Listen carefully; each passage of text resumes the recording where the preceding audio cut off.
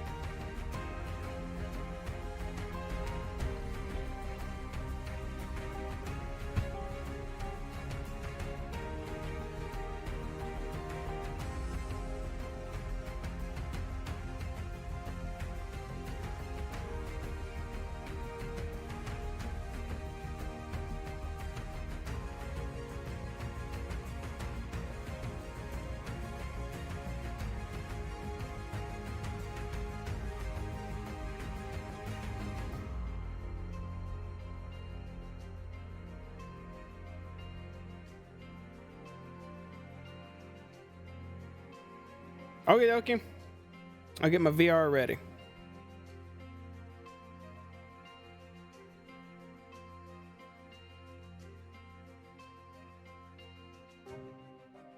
It's me, 123, Sigor echoing in the hizzy. I rhymed. Look at that. Oh, hey everybody. You're not supposed to hear me yet.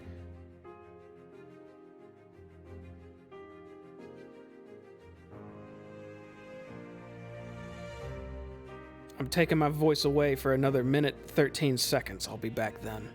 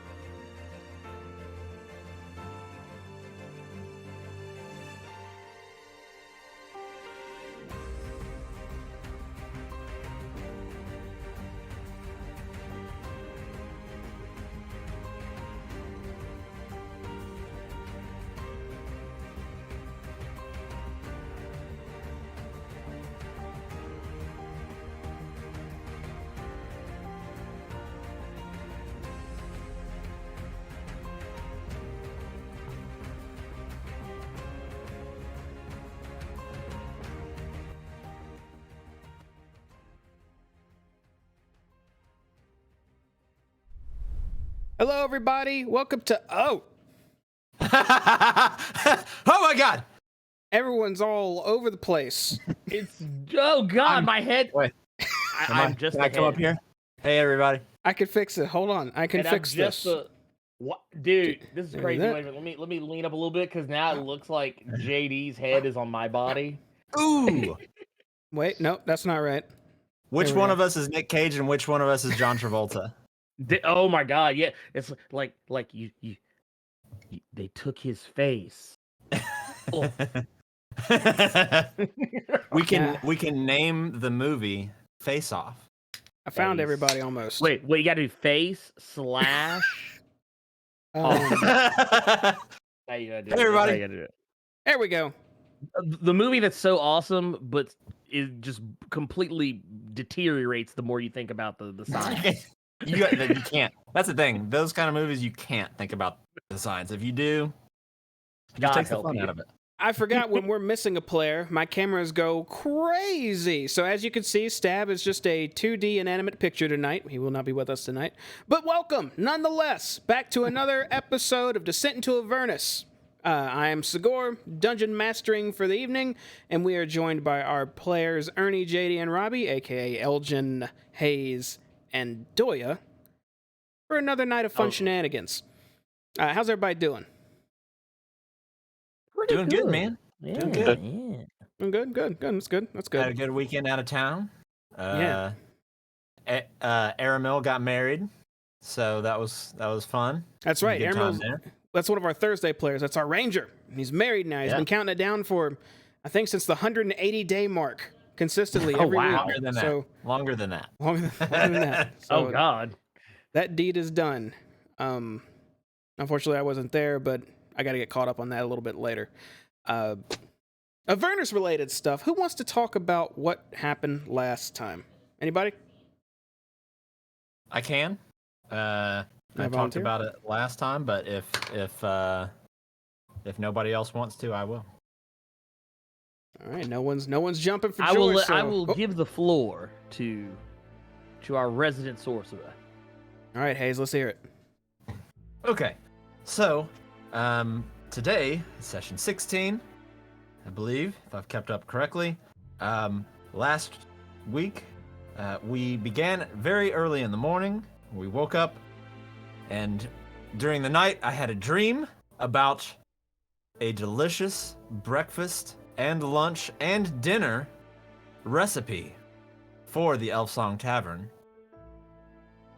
And after I pitched it to the tavern owner, he offered us 20% of the sandwich revenue.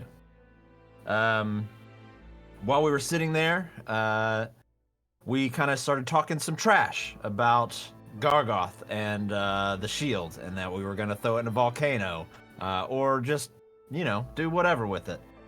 He started talking trash back to us, and now we can all hear his voice as well. Little later, we followed Fallister out of town, where we went to his house on the outskirts of town, and he picked up a book which, according to him, will let us get into Candlekeep. Captain Zodge led us out of the Basilisk Gate to get out there, and we had to do kind of a phalanx formation to get out of the city. People were trying to stab our ankles, and just be just rascals, really. Just rascals. Bunch of rascals. So we got out of Baldur's Gate. We started traveling. We made our way down to, or we're making our way down to Candlekeep. We get to a place called Worm's Crossing, the gem of the South, and there we were catching side eyes. It was generally a sketchy environment overall. Surprisingly, nobody else tried to stab our ankles there. However, we ran across Farmer Bill, and Farmer Bill turned out to be a real farmer asshole and turned into a farmer devil who tried to farmer stab us and burn us. But you know what we said? Nah. So it was some kind of devil that came out and was shooting fire at us, and they had 4 or so veterans, grizzled veterans, helping them, which we dispatched. And once they realized that they were not going to win, they did what all cowards do. They tried to run. You know what we said? Middle fingers. And we were just throwing rocks the whole time she was running. And we almost got her ass, but she did manage to escape. So we kind of reckoned with all that. We kind of took their cart and their oxen for ourselves. We named them Waffles and Earl, I believe.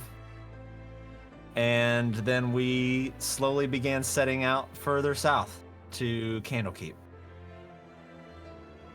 All right, buddy, you got inspiration. Good recap. I did not remember the names, all the animals you guys decided to name, but I'm counting on for your help tonight, okay? Okay. Okay. Harry Trotter, Waffles, and Earl. You've got them. I don't know how you have them memorized, but we'll go with it. Okay. So without any more waiting and talking, we're going to go jump over to the game. So, like you said, you guys had just finished up a battle. You've got all your draft horses ready to go. One of you's driving the cart with the oxen on it. So, and you have Rhea and Fallister with you still as well. So you have 4 draft horses, 2 oxen, 1 cart, and then the 4 of you. So big old convoy going on right here. 6 of us if you include Rhea and Fallister. That's true. That would technically be 6 of you. I'm going to go ahead and actually, I didn't preload the screen, so this will be an excellent test. Let's see how long it takes to transition, y'all. That was instant. That was instant, right? The internet. The internet. This is a huge map. But yes, you guys are like, you're like right there. If you gotta scroll down way over there. Oh, yeah, I saw your ping too. Yep, you found it. So you guys are on the coastway, still heading towards Candlekeep. I'd say you've been traveling about 30 minutes since that battle took place. So let's update the time here. There we go. It is currently Myrtle 20th of the year 1492 DR. It is currently 1:47 in the afternoon. So sun's still out, still shining. For the moment, things seem a little peaceful. Haven't seen any weird things on the road. The skies are pretty clear. A couple clouds, not that many. And it's pretty temperate. All in all, if you guys were having a big mission right now, just having a day outside would actually feel real pleasant. So let's swap songs here, because we're done with the recap. Because we are now traveling. Again, you've been on the road for about 30 minutes-ish here. And you guys are just trucking along. What are you talking about? Are we going in the same direction that the Cambion flew in when it ran from us? Somewhat. So if it followed the trail, it would have been still going south, but it kind of diverted and went over the cliffside. I know the map was kind of east to west, but it was technically north to south. So it would have diverted I figured as much. Towards the west. Okay. That makes sense. Mm-hmm. I will have just been kind of laying in the back of the wagon with Harry Trotter hitched up to the back. And I'm just sort of resting on the hay as we're going. And I'll casually keep an eye out for any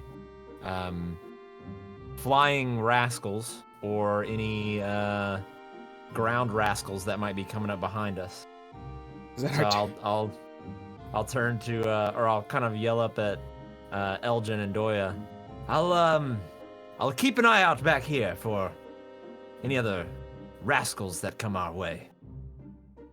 Really feeling that one tonight, huh? Rascals? Yeah. That's what this is the hill I'm dying on. All right, so you're kind of hanging in the cart, just kind of watching the sky go by, keeping an eye on your surroundings. Elgin, were you on the cart as well? I was in the cart actually, because I was going to rest, because I was bombed out and depleted after the last fight. Okay. And Doy, I believe you were driving the cart, correct? I am driving the cart, yes. All right, and Stab, Fallister, and Rhea are all behind, riding on horses currently. Remind me, did you guys... Oh, you guys only had 3 horses, right? Because Elgin summoned one, right? Yeah, I summoned one. Okay. Yeah. No, we had 4, and Elgin yeah. summoned. That's right. That's Because right, we because rode 4 out Doya of... became a horse. Mhm. So Stab's That was the riding thing. one, Rhea's riding one, Fallister's riding one. What And then happened I've to got the Harry fourth? Trotter. I've got Harry Trotter hitched to the back of the wagon. Okay, so we got our bases covered. Good. I was gonna Yeah. say you guys didn't leave behind a horse, did you? But it sounds like you didn't. So convoy No is good horse to left go. behind. And Those that, of us who are laying in the back of the wagon, Hmm? could we potentially have a short rest? Light like activity? if an uninterrupted hour goes by, and yeah, Okay. sure, we're just chilling. Right. Absolutely.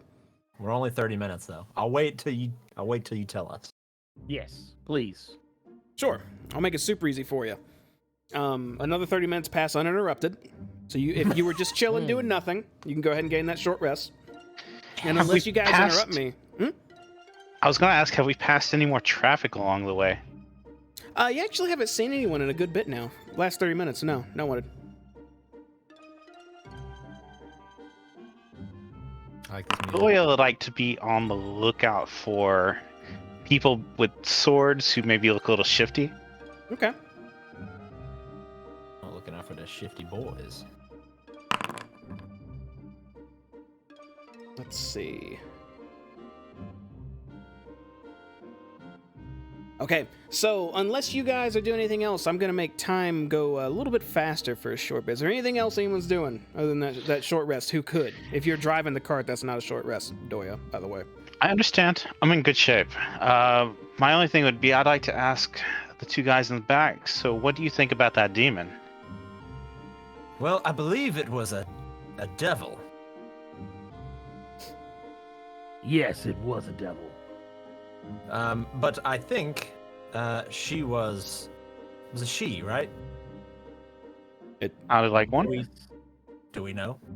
Would I have gotten a good enough look? She got right up in my face and stabbed me. If you're asking me, I was gonna say yeah, she definitely had more feminine features, so Okay. you could assume as much. I Although yeah, am go ahead. pretty sure was a female. I didn't catch her name. I don't think she threw it. Yeah, I don't believe she did. I thought What? there was a family name that they were yelling that they were fighting for at the start of the fight. Well, would you care to share with the rest of the class? I don't remember it. There was a little bit going on, and my memory's just not what it used to be. Well, it's probably someone with a lot of gold. If it was a family, wherever we're going, we can follow the money. What did you think about it? I think it's rather odd that somebody already knows that we have the shield and where it's at. Perhaps it's got like a devilish homing beacon on it. Or maybe he's running his filthy mouth where we can't hear. But he doesn't seem to want to be found by them. So isn't that I'll just turn I'm assuming me and Elgin are kind of both laying in the hay. Yeah, and y'all I'll right just, next to each other. I'll just turn Yeah. over and kind of put my hand on my fist on my cheek like this. Isn't that right, Gargoth? All I Gargath can. does not respond. Oh, good. He doesn't He doesn't respond. respond? Well, that's just rude. All I can say is he doesn't want to be found by them any more than we do. For good reason. They seem like they stab first and ask questions later. Almost kind of like our good friend with the bow used to do. And I'll look over at Doya. sort of glare over my shoulder, trying to figure out if he's bad mouthing my former student or not.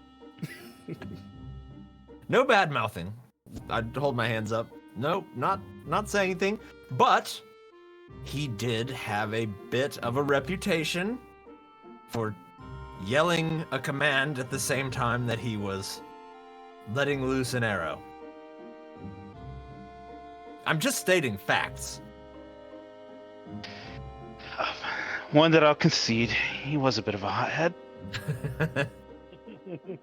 That doesn't take anything away from his character or his moral fiber. He just had weak fingers, I guess.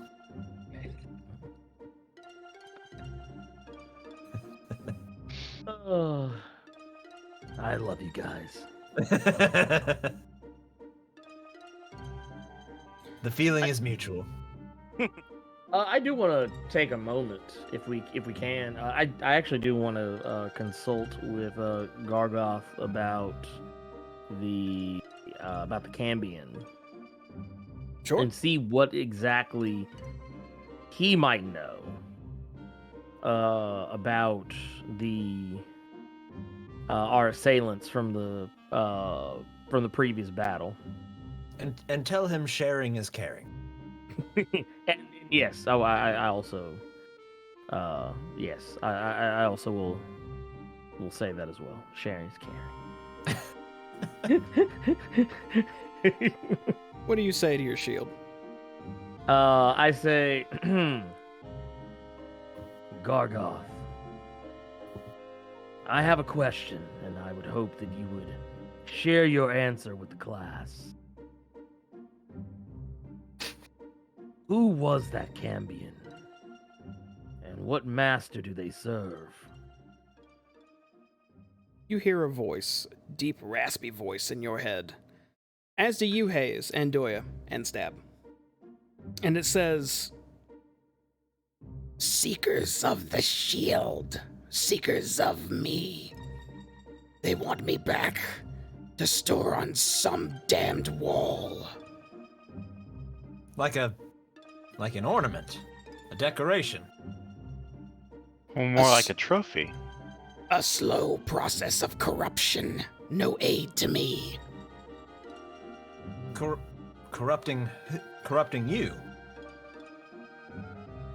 Do you feel it, Hayes? Do you feel my presence? I will physically pat myself down as I'm laying in the hay. This entire time What exactly should I be feeling? that you've been hanging out near Elgin, and Elgin, especially you included, you have just felt an aura of just negativity, like something's always slightly amiss ever since the shield was acquired. Feels like an angry cloud hanging overhead. Is that what you mean? It grows and grows. Corruption seeps. Keep me in one place long enough, empires will fall.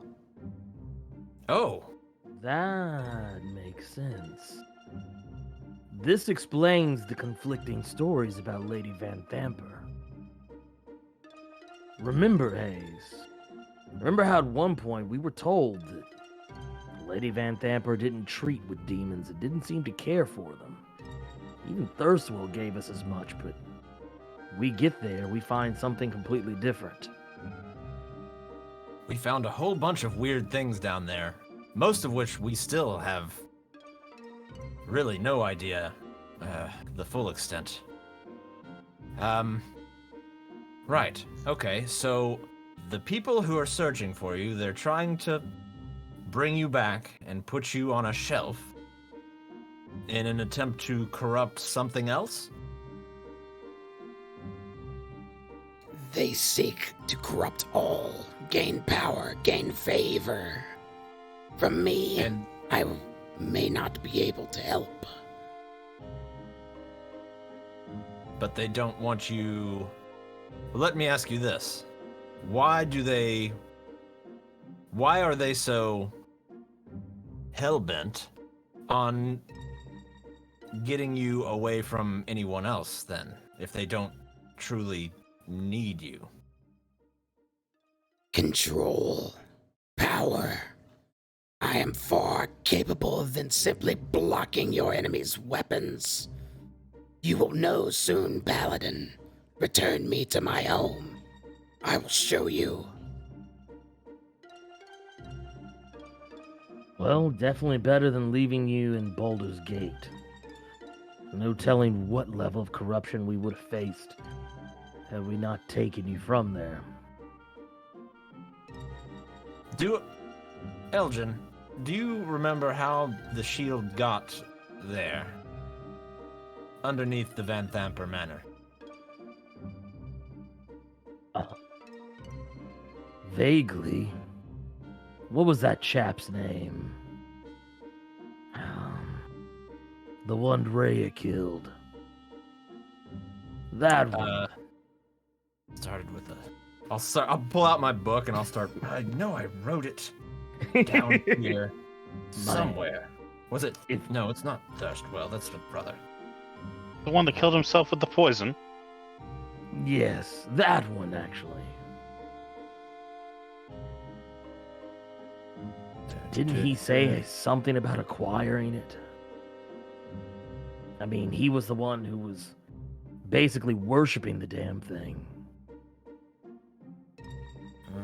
Let's see. I have here. Was it Thavius? Thavius Krieg. Thavius Krieg. Thavius. That one.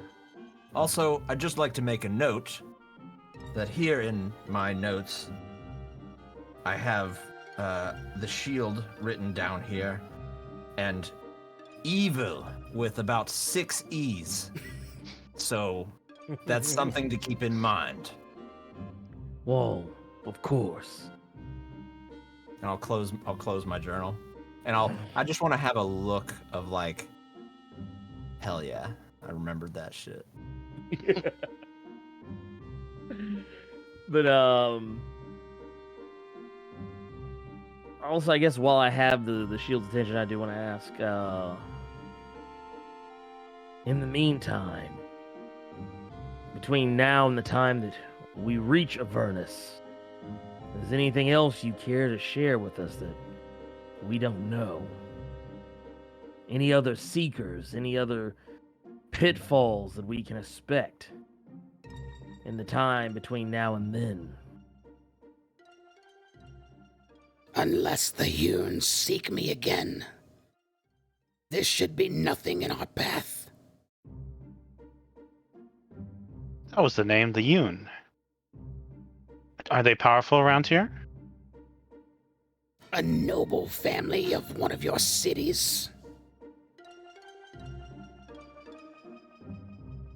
Which city? Baldur's Gate. Okay, all right. Yeah, that checks. What was that family name? The Hune family. That's Hyune, I believe. Hune. I don't recall ever meeting a Hyun before, but I could be wrong. Wherever they are, they sound like bad news. You feel a tinge, only in your head. It just stings a little bit, Doya. But immediately, you and everyone else hears, because you lack attention to detail. You met face to face with one where you found me.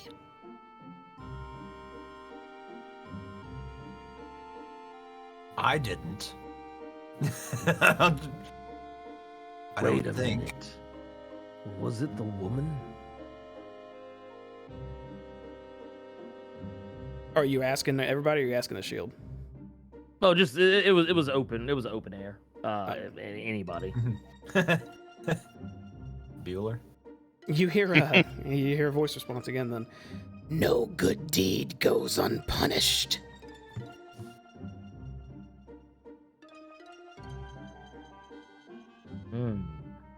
I bet it was her. I don't think I was in that room though. That was I know that was the session. I know that was the session I missed, but I don't remember if my character went in there or not. You did. Yeah, We all you did. Yeah, we all went. It was. If I'm, like I said, out of character, I want to make sure we're all on the same page.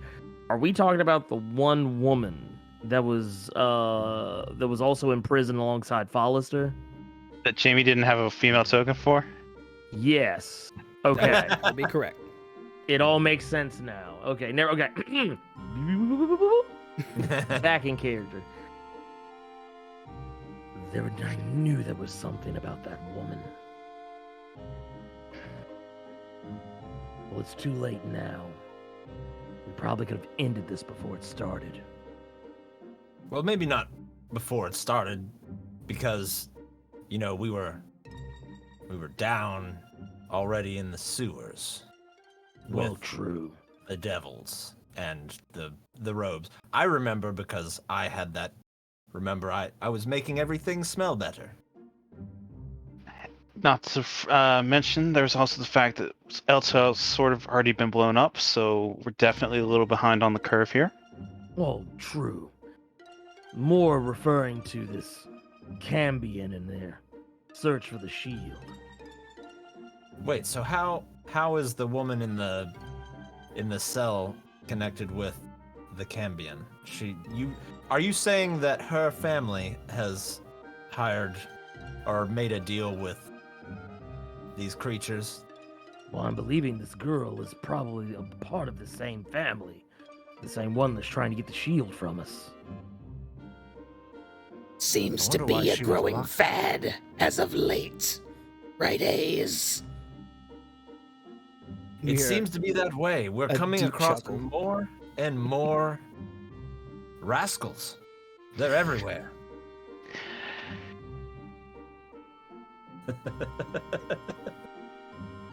Is there any way these rascals can hunt you?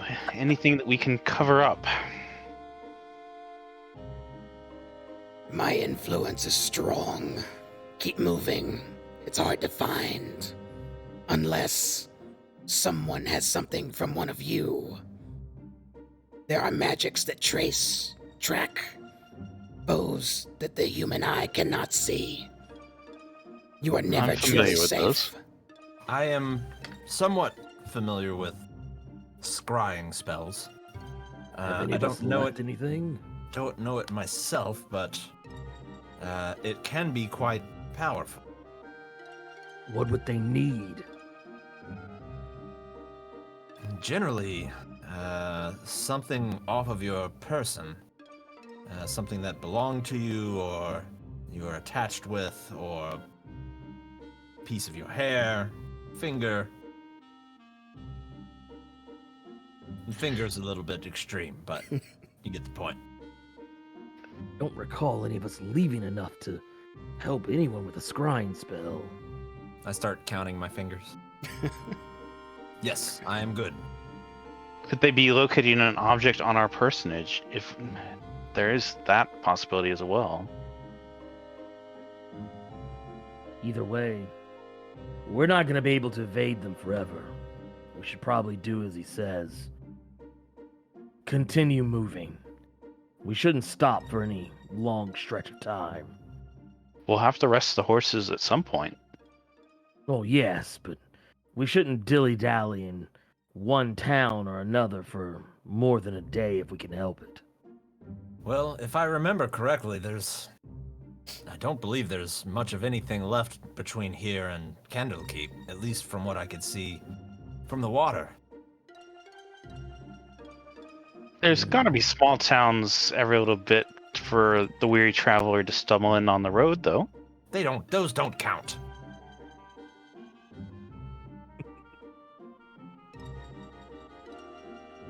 I'll hop up and I'll hop in the seat next to Doya.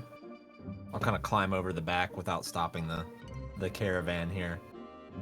And I'll just sit next to Doya, kind of cross my legs in my arms and lean back and just watch the road. Okay, anyone do anything else? Or we before I fast forward a little bit here? Fast forward. Okay. So you guys a little bit alert, aware of everything you've just heard now, but continue traveling towards the south along the coastway. you travel for about another hour until some action happens. Doya, you're the first to spot it because you're driving. Hayes, I believe you're sitting up front now as well, so you would see him too.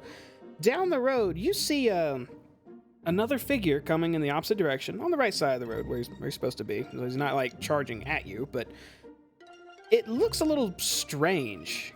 It almost looks like just a large bull with a small figure sitting on top of it, but it's a little ways out still, like maybe a minute away. Does this look like a threat? It's hard to say. It definitely looks abnormal, but maybe not. Right now, it just looks like someone riding a large ox. I'd like to. Go ahead. Go ahead. I was going to say I'd like to maybe look really hard with my sight behind sight to see if I see any weapons or anything like that. Ooh, you know what? Let's see if you can squint the eyes real hard. Make a perception check. And I'll just uncross my arms and legs and kind of stretch out my shoulders a little bit, and I'll squint, but it's not going to make a difference. All right, so Doya, that's actually we can roll with that. So you just lean forward and squint and try to see what the heck this thing is as it's slowly moving closer towards you. And it is indeed the shape of what looks like a large, not necessarily oxen, but bull.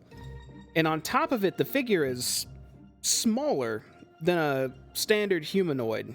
Doesn't look like an elf or even a human. Looks shorter than that, riding on top of this thing.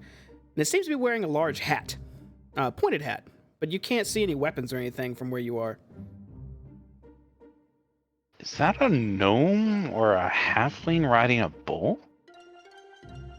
Maybe I'll kind of squint. Does it have a beard? I cannot tell from here. That's going to be something you don't see every day. I don't know. Guess we're not the only ones traveling this road. Not everything we come across is going to bite us or stab us or burn us or freeze us. The list goes on. You get my point. We just carry on. We've got nothing to do with them. They have nothing to do with us. I'm sure it's fine. Everything is fine. Don't stop looking at him. Stop. Look ahead. Look straight. So what you're saying is to drive this wagon casually. Act casual. Elgin, be ready to jump out at the right moment. Well, sure. You point, I'll strike. All right. The danger word will be blueberries. All right, so you guys are just casually rolling up, rolling on. So you all kind of are a lot more on edge now. So you just keep the pace going and not trying to look weird or suspicious. Just driving still. And the figure on his mount gets closer and closer until you get a better view of what it is. Say he's all the way up to about 100 feet out now. And what he's riding, you can now see much better. Looks like this. Oh.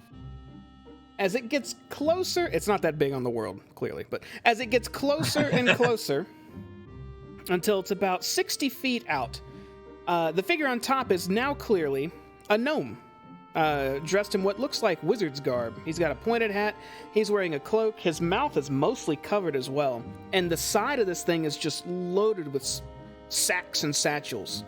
When he is about 30 feet out, he holds his hand up and yells, "Hail, friends, hail! Might we do a bit of bartering?" Oh, hello. And I'll kind of almost look surprised, like I wasn't expecting him to call out to us. What are you selling? He pulls up a little closer to you and then stops this creature, which you can identify. It is a large bull. This thing comes up to about maybe twice the height of your wagon, and it looks like it's completely made out of metal. And every time it steps a few spaces, you see this green puff of smoke just come out the front of it. But the gnome pauses it next to your wagon. You guys stopping the convoy? I'll slow it up. What news from the road, Master Gnome? News isn't important. Deals are important, and you look like... He starts looking all of you over. Adventurers have coin, right? And he pats his iron bull twice, and it just kind of lays on the ground, which is still taller than the wagon. And he hoists his body over the side and just slides off. I wouldn't necessarily say adventurers, but sure. I mean, we're traveling, and that's kind of an adventure in and of itself. But coin is coin. And I'll look at the front, at the head of this bull, kind of breathing out green stuff. Is your bull all right? Gorgie obeys me and me alone. Otherwise, he wouldn't breathe at all. Do not worry yourself. Everyone's always intimidated at first. But more importantly, I have wares to peddle. And wait, you said you're not adventurers? Well, why do you ask? Well, I know nobles possess coin. I know adventurers happen to have, if not coin, then items to trade and barter with. But just regular people are a waste of my time. Am I wasting my time? No, I wouldn't say that. I mean, there's more than 2 professions in the world that pay decent coin. Not for what I have, and not for what you may need. But first, how much do you have on you? Well, that sounds like a very rude question to ask. How much do you have on you? It seems I was wasting my time after all. No. Stop. Just stop it. We got off on the wrong foot. My name is Hayes. What is your name? Well, nice to meet you, Hayes. I am Molnor Rigbottom. Mr. Rigbottom. All right. Yes, you look like you have quite the stash of wares. And I'll reach into my backpack and pull out my bag, which at this point is pretty full of coin. And I'll kind of jingle it, say, we are not necessarily short of coin. I'm gonna come out of the back of the wagon as well, kind of come around just to see what's going on. And the rest of you? You're wealthy enough. What's Stab If you've doing? got what we have. What, you say you have fine wares. Stab Does it also- hold a candle to anything that we would find in Baldur's Gate? Before Molnor responds, Stab will say, yeah, I got money. I got a lot of money, yeah. And What's this guy's name? His name is Molnor Rigbottom. Is that M-U-L? Molnor. Does he have a token, or do we just know what his bull looks like? Just his bull. He won't have a token for now unless something else is happening. So, when you ask him if say it one more time, Elgin, about Baldur's Gate. Oh no, I was just ask. You say you have wondrous wares, but do they hold a candle to anything we might find in Baldur's Gate? Please, whatever I have will trump Baldur's Gate in any other city I travel to. Someone will purchase these somewhere. Why not be the adventurers I first run into on the way? Well, you wouldn't mind us taking a peek then at what it is you have to offer. You have my curiosity. Only if it's worth my time. And for what your friend has there, and he points over to Hayes, who held out his sack and kind of jingled it a bit. It sounds like he might be able to afford one or two things, but I don't know. Do the rest of you have the same or less?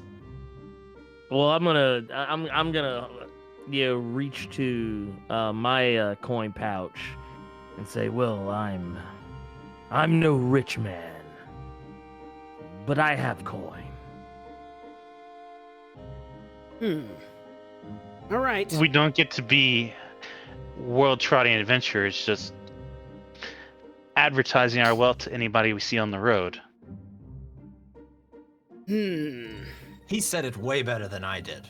That's what I was trying to say. Poorly. Very well, very well. Okay. In that case, let me mention a few things I have and see if I can catch your eye even better, and you'll finally whip out those coin pouches. And he turns around and walks over to the back of his bull on one of the many satchels hanging off his, basically the bull's left cheek. And he snaps his fingers and just floats up off the ground and starts untying one of the bags and reaches his hand in a bit. He then holds out his left hand and snaps again, and a piece of parchment appears in it. And he starts looking at it as he's digging in the bag. Let's see. I have 1, 2... Let's look at some healing potion, a bigger healing potion than that, an even bigger potion than that, and wow, an even bigger healing potion than that. There's a well-made spear in here, some war magus wand, a very fine, he turns and looks at you, a very finely made rapier, a few mundane items, looks like a mirror, there's a whole bed in here. If you need a bed, I have that. Anything sound interesting yet? You said a wand? Ah, the wand, yes. And he reaches into this sack. And this sack is no bigger than maybe if you were to combine maybe your hands together like this, maybe 2 more times, it's about that big.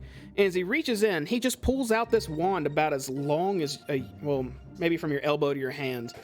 And floats back to the ground and walks over towards you and says, This is a wand of the war magus, finally made, very powerful, and for people like you and I guess me, but I have something better.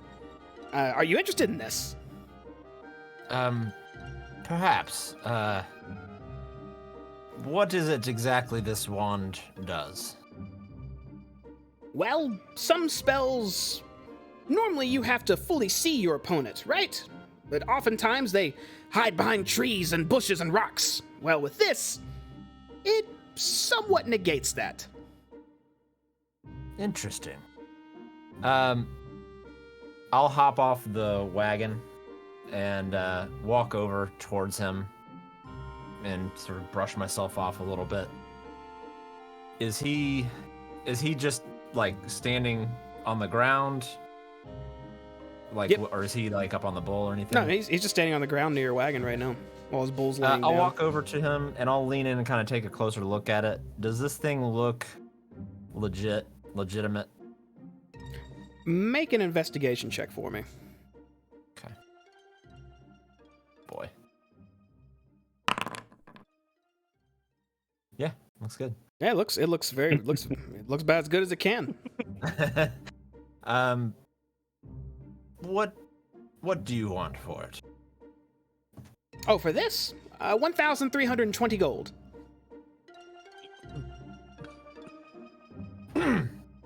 Right, a fair price. Sorry, excuse me.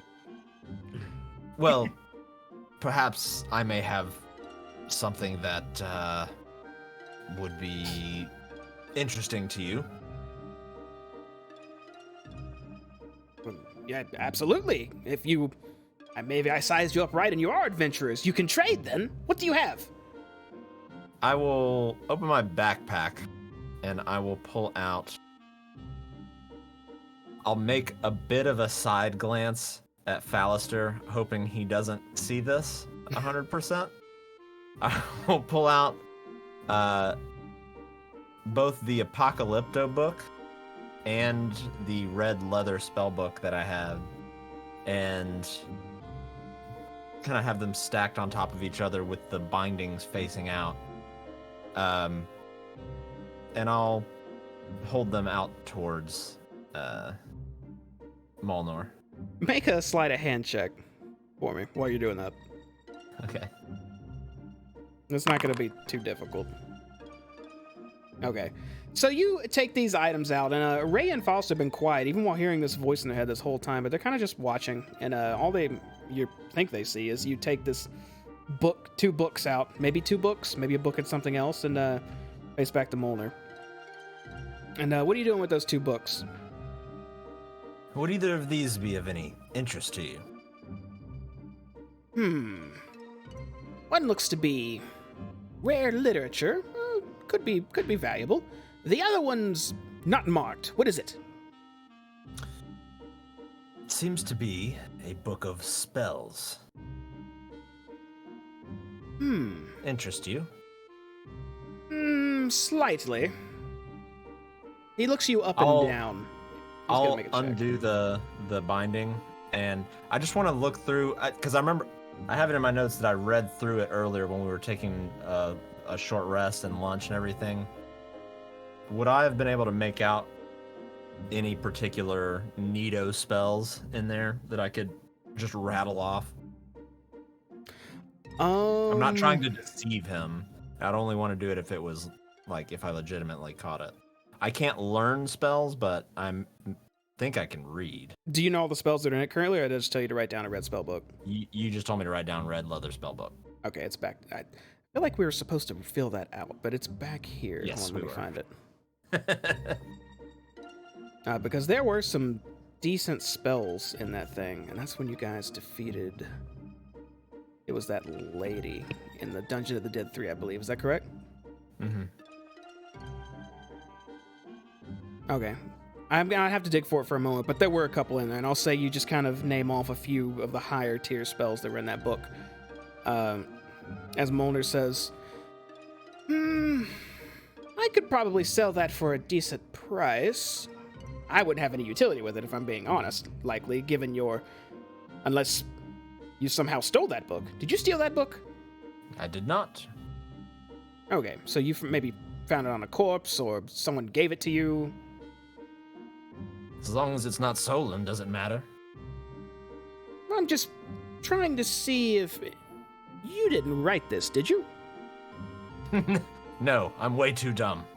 Oh, okay. In that case...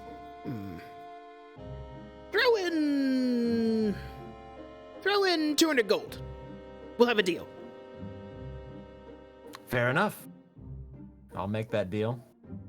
And what are you charging for your second tier healing potions?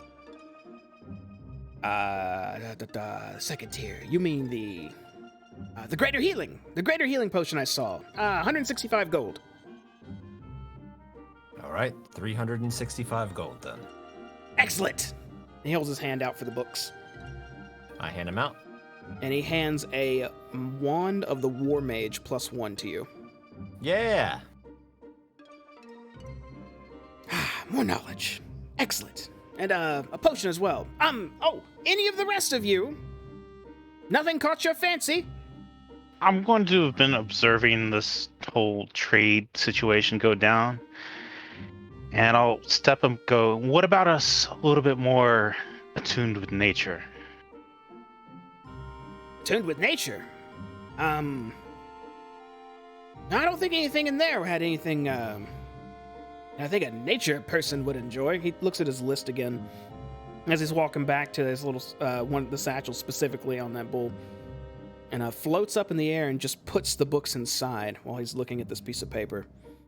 Let's see. There was that rapier, a bed, there's a heavy crossbow, 4 healing potions, now 3. Oh, that reminds me. He reaches into his sack and takes out a red, not vial, but like glass bottle with red liquid and holds on to it. A few couple of scrolls. Let's see. There was the Unseen Servant, Poison and Disease, Flame Blade, Mind Spike.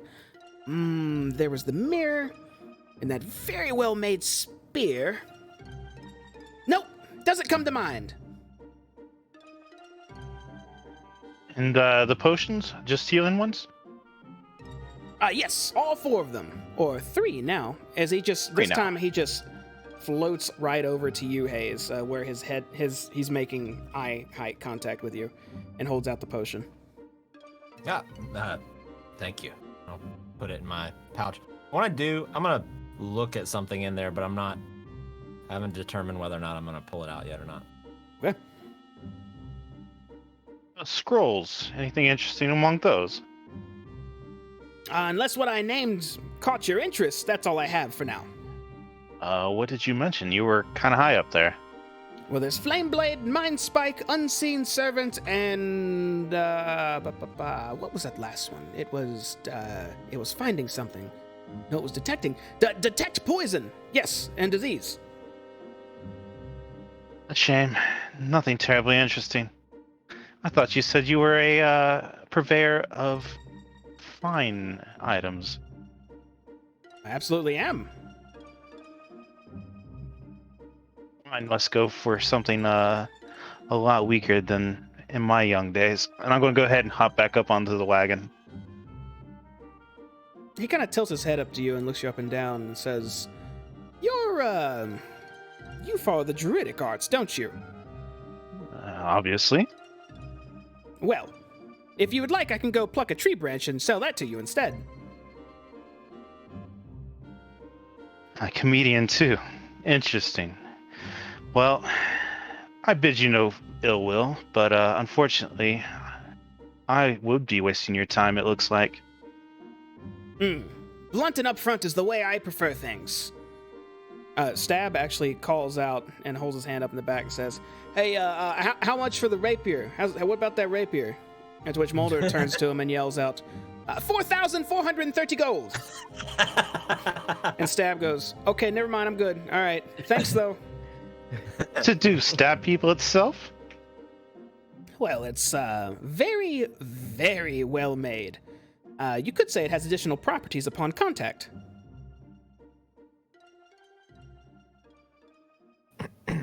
Well, That seems like a fairly steep price. yes. I'm scared to ask, but do you have anything for us soldiers of divinity? He looks you up and down, Elgin. Floats right up next to you. He actually gets a little closer than a comfort distance as he kind of looks at your armor closely and then down at your hip where he sees your mace. And then he notices the shield and just makes like a tisk sound 3 times and shakes his head. And then looks back to you and says, I have a spear you may be interested in, but I imagine you're going to be using that thing on your back as well. And this spear would take both your hands. That's a fair assessment of the situation. Then no, we have nothing further to discuss. Very well. So no more interest from any of you? More healing potions? Scrolls? No? What scrolls do you have? Committing to memory now. Are those the ones that you read off earlier? Yeah, they are. Okay, all right, never mind. I'll retract that then. Okay. I was managing my inventory when you were doing that, and I just heard it kind of in the background. I got you. Very well.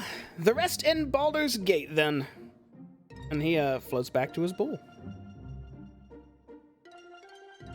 All right. And then he hops on the top of it and gives it 2 pats and says, okay, Gorgie, where the real money lies, let's continue. And pats it twice, and it stands, and again, it's just towering over all of you. As he looks to you and says, wherever you're going with that thing, just try to keep your wits about you. It's quite dangerous. What thing? And then he kicks the bull twice, and it just starts marching again. And he yells, the shield your paladin's carrying! I'll like do a pearl clutching glance over at Elgin. You've been traveling with dangerous artifacts. And then I'll just go serious and look forward again. The gnome just continues down the path past you guys. What an interesting character he was. He's a very... I have no words. He's kind of a snobby dick, I'll be honest. I think I agree. Yes, I would agree as well. Anyways, Next time we take his hat. in the meantime, We need to get to Candlekeep. Let's carry on. Indeed. Once we get back on the wagon, I want to pull out of my backpack the infernal puzzle box that I have, and I'll just sort of hold it out and say, Gargoth, do you know how to solve this? Are you like just holding it to the back, Elgin's back, up to the shield? Yep. Uh-huh. Gargoth responds and says, A puzzle box used to keep secrets. Not solvable by normal means, not solvable by magical means. I cannot open it. You cannot open it. But it would be exciting if you tried. Maybe Molnar will give me lots of money for it. You can sell it as the unsolvable riddle box. Something tells me if you try to open that box, you might summon something. Are there normally prizes or candies in this thing, or is it like devils and demons that come out of it? Should I sell it? Secrets that someone doesn't want seen. And rewards for those who fail. Ooh, never mind. I'm gonna hold on to this spicy piece of jewelry. I'll just take it and put it back in my bag. okay. All right, so you guys just kind of continuing down the trek again for a while? Yeah, I think we're gonna continue on. All right, I'll say you guys travel for, let's see what time it is. Do I need to... Am I able to, like... So, I'll say this. While we're traveling, for however long we're traveling, I would like to kind of investigate this wand that I purchased. Sure. You're traveling for a good bit now, so I'll say during this time period you would fully understand what this wand and what it does. You can actually go to your character's inventory, click Manage Inventory, and type in Wand of the... Actually, I'm already here, so I can just add it to you. It's Wand of the War Mage... Oh, well, yeah, you got it. So you would understand that it takes your spells, and if an opponent's like covering behind something, it would be as if they weren't behind that half cover at all. Now, if they're totally covered, it's different, but think of it as your spells kind of... On spell attacks. Yeah, and a +1 on all your spell attacks, and I think damage as well, the way +1 weapons work. So yeah, a good deal. Yeah, 100%. I'll take that all day. About 5 hours pass of travel until the sun is just about down. It's about, you would guess, around 8 or 9 in the evening. And if you were to continue traveling, it would be nighttime travel. What are you guys doing? We got a break for camp. I'll kind of stretch, and then I'll slap the top of my knees. Well, I think it's about that time, right? Degree. Any good spots to camp that we notice? Not particularly. Most everything's out in the open where you are right now. Let me see. It looks... Here, I got it. Hold on just a second. It looks like this, kind of where you guys are. Okay. So, kind of open hillsides. yeah, mostly open. No clusters of trees or anything? Mm-mm. Well, out in the open like this, one place is just as good as another. Any nice small hills nearby then? Or how flat is it? I guess I should ask. It's a little hilly. It's close to what you see in this picture. Maybe not that many hills in the background, whatnot. Not a couple trees about, but not cluttered together to where you can take cover. There really is nowhere you can be right now if you were to start a fire where you wouldn't be seen. Or if you're trying to be secretive, you need to get a shovel and start digging. Well, then let's use the silence to our advantage and pick a spot up on high. Yes. That sounds fair. All right. So you guys continue on for maybe a couple of minutes until you find what looks to be maybe the tallest hill in the area you can find as you divert off the trail and start heading up this hill till you reach close to the top of it. It's not like you got to travel like 10 minutes to get there. It's just like maybe a minute off the road at best. And once you get up there, you got a nice open area to where you can just set up your stuff.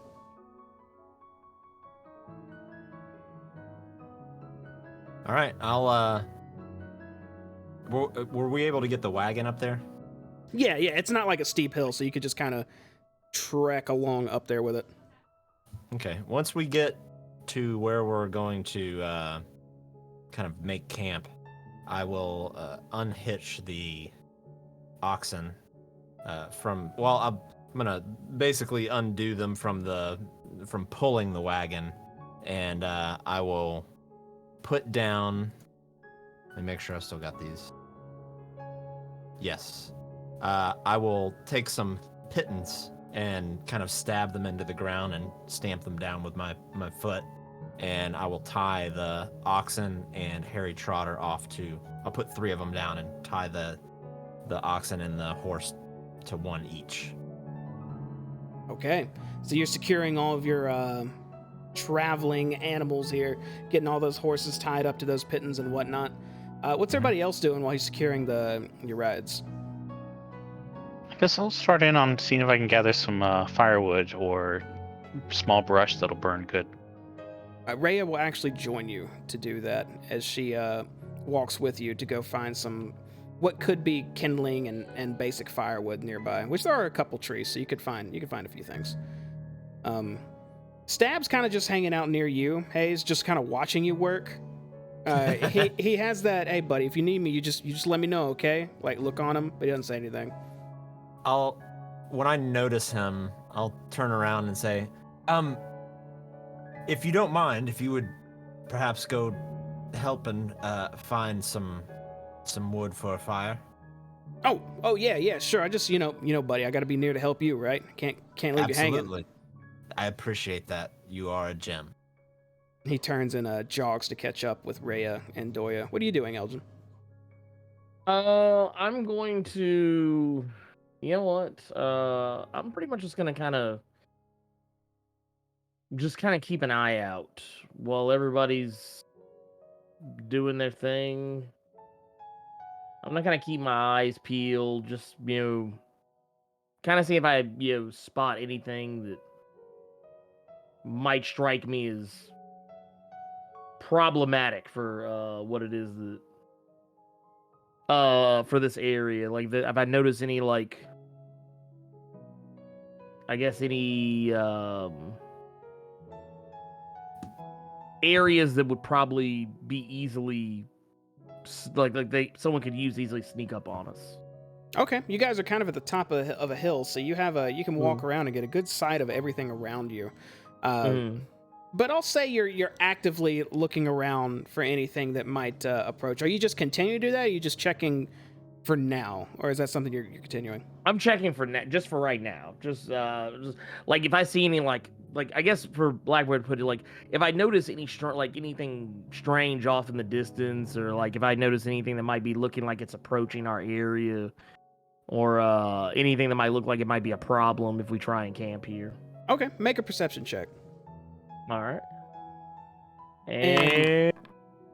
And stack a survival check on top of it. Okay. So just looking around the area, you don't see anything actually in the distance that could be seen as a threat or whatnot. No wolves, no packs, or anything like that. Maybe a deer here and there, but you don't think that'll be a big deal.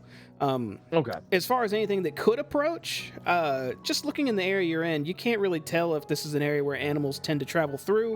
If there are any droppings or something identifying something like that. You really aren't sure if you're in the way of something's natural path it takes. But for the moment, it seems like this is as good a spot as any. Okay. All right. That will work. Fallister is kind of just leaning against the wagon, just with his arms crossed, just watching everybody get to it. Just kind of hanging out, just looking at everybody every now and then, not saying anything. After about maybe 15 minutes, Doya, you, Rhea, and Stab actually come back with a whole bunch of kindling and a decent amount of wood so you can get a fire going.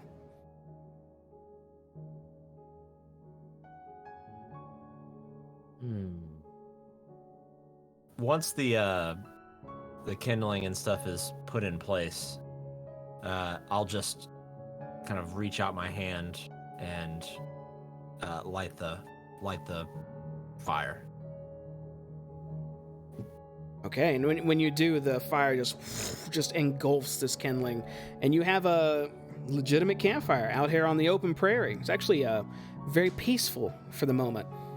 As soon as it gets going, Fallister comes over and just sits near the fire, and Rhea finds a nearby rock and just picks it up as a seat and sets it near the fire and sits and just kind of looks at it. I'll look over at Rhea. What's on your mind, Rhea? The moment the fire got going, she kind of just put her hands on her chin and just started staring into it. And actually, I was going to get to that, but you noticed before I could say anything. She seemed already to be deep in thought. She looks over and says, she doesn't actually look at you at all. She's still staring at the fire and says, I'm just trying to make sense of everything that's happened. I don't know, maybe I've mentioned the Hell Riders to you. I've told you a little bit about them, but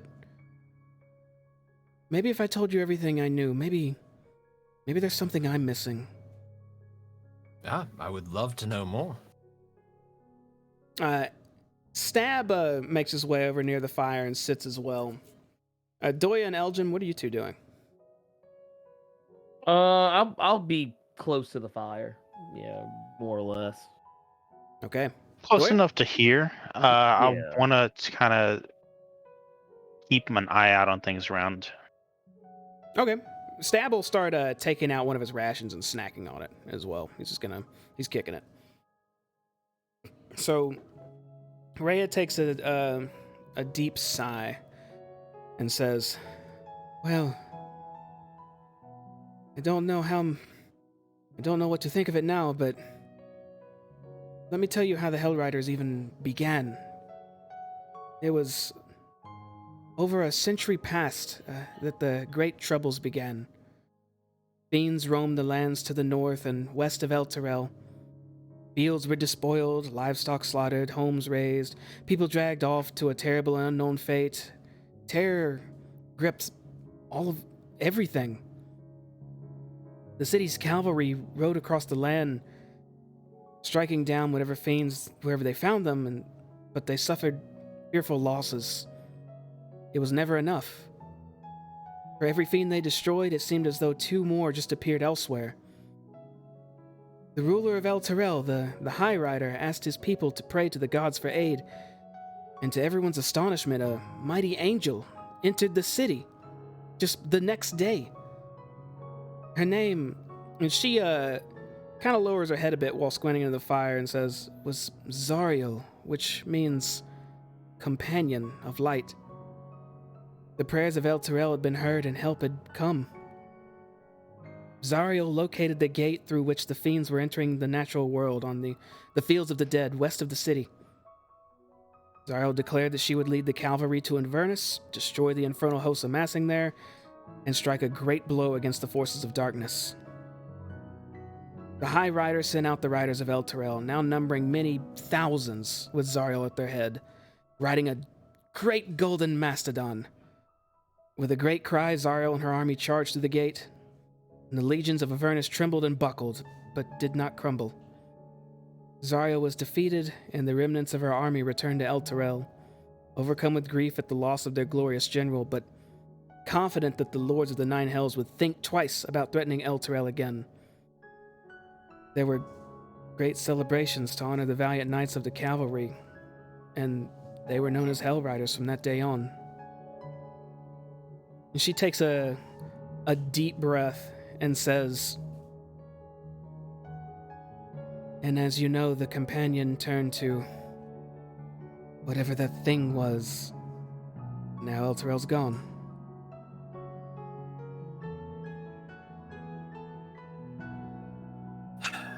I'll let that sink in for a second. And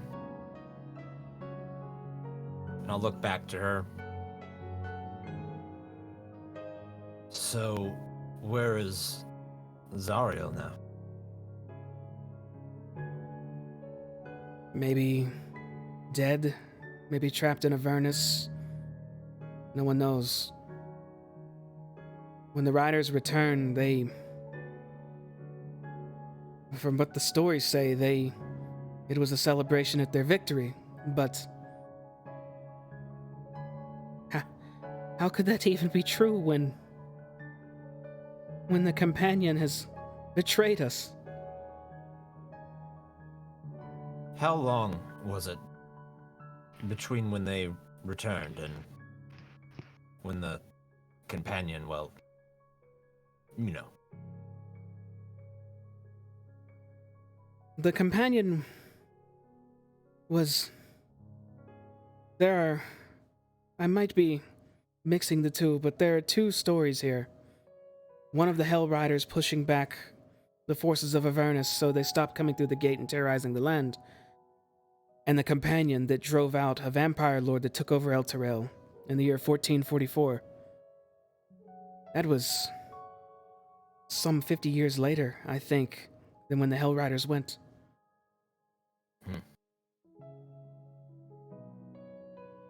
I'll just kind of glance over at Elgin and Doya and Stab.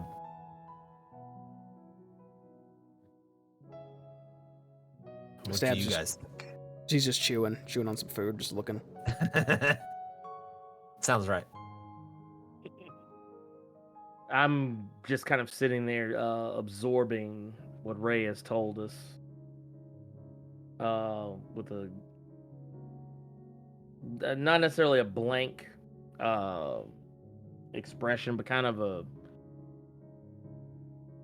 just kind of trying to make sense of all of it. How? Go ahead. Doya. I was going to say dark times for the humans. That they were. And still look so back many to- unanswered questions, too. Look back to Rhea. So, in short, land ravaged by fiends. People prayed and had their prayers answered. An angel showed up. Something along those lines, correct? She nods. She rallied a great army to charge into Avernus itself to stop this pouring of fiends, correct? To take care of the demons ravaging the land, as the stories say. And when she came and amassed this army, it was what would soon become the Hell Riders. And did she bring any of her own? The stories did not mention any other angels, I believe. But surely she would not have just come alone. One angel against the forces of hell itself is... Surely that's not enough, even with all the manpower in the world. But the story mentions nothing of the sort. Okay, so she rallies those who will fight. They charge through the gate into hell. Things look okay for a moment, but eventually they're overwhelmed and pushed out. Zariel disappears. And how many Hell Riders returned? Approximately? A few hundred, maybe. But thousands went in. Right. And the gate. It's still there. The gate was sealed when they returned. They closed it? I do not know. I just know that it's sealed now. But no details. She shakes her head. Do you know where the gate was exactly? Not specifically, no, but the fields of the dead west of El Terrell, or where El Terrell was. Sounds like some prime real estate there. I suppose someone in Candlekeep could potentially lead us there if that's what we choose to do. Or perhaps we'll find more information there that will allow us to maybe not walk through the dead fields and towards an ancient hell gate, through which at one point thousands of people rode to their doom. I would hope we wouldn't. Fingers crossed. And not trying to make light of your situation, Rhea. Just trying to make sense of it. And this was, you said 50 years ago? No, it would've- Gargaroth. would've- I'm going to interrupt her. Gargaroth, what were you doing during this time? Good the question. shield actually responds during all of this and says, The same thing I'm unfortunately doing now with you. Sitting at the mercy of someone else. And who was In that? El Terrell? No. Baldur's Gate. Wait, you were already in Baldur's Gate? I've been in Baldur's Gate for a very, very long time. Well, I'll look over to Stab. No wonder he smells the way he does. I'm sorry, Rhea. Please continue with your story. I had to know. I'll look back to Rhea.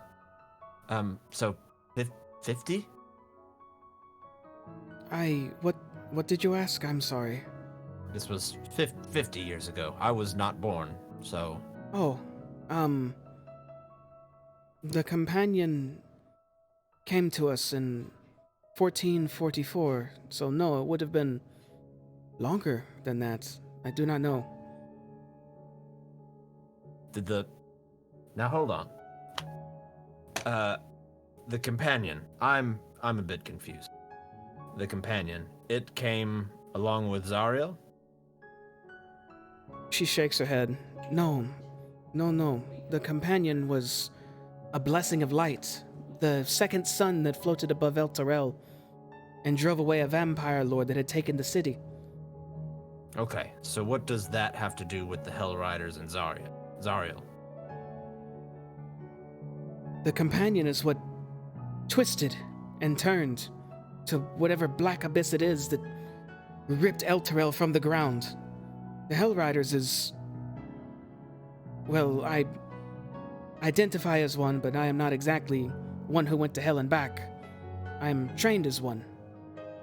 Right. So my question was, how long ago did the Hell Riders return from Avernus? It had to have been... The story didn't mention the date, but that was at least 100 years ago. Okay. Interesting. And I'm gonna look at... It's 1492. And the Vampire Lord was driven out, she said, in 1440 something? 1444. 4044. And that's where the companion came from? Or Correct. that's when it appeared? Mhm. Do we know what caused the companion to appear? You've kind of been told that, but you could ask Ray about it. Rhea, companion. 1444. Why? The companion was... It was brought to us through a... And she looks at the fire and just lowers her head even more and says, "It was brought when a priest of Torm reached out and prayed as hard as he could. That priest became the High Overseer of El Terrell. You know him. He killed himself in front of you, and I stabbed him countless times." Yeah. Avius Krieg. Our good friend Thavius. With the Hell Riders protecting the city, how did a vampire take up residence there? They did not have the strength to drive them out. Undead hordes, a vampire lord.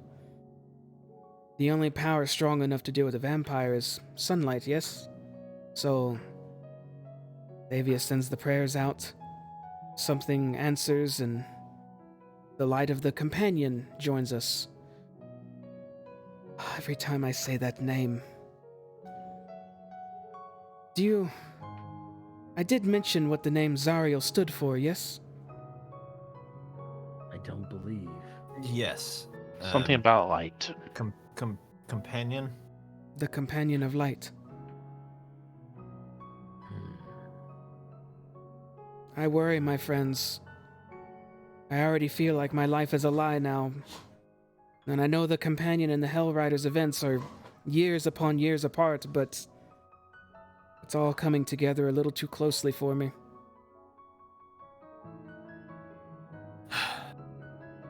It is interesting that someone whose name literally means the Companion of Light, and then you have a physical manifestation of light called the Companion, which corrupts and causes this entire city to implode.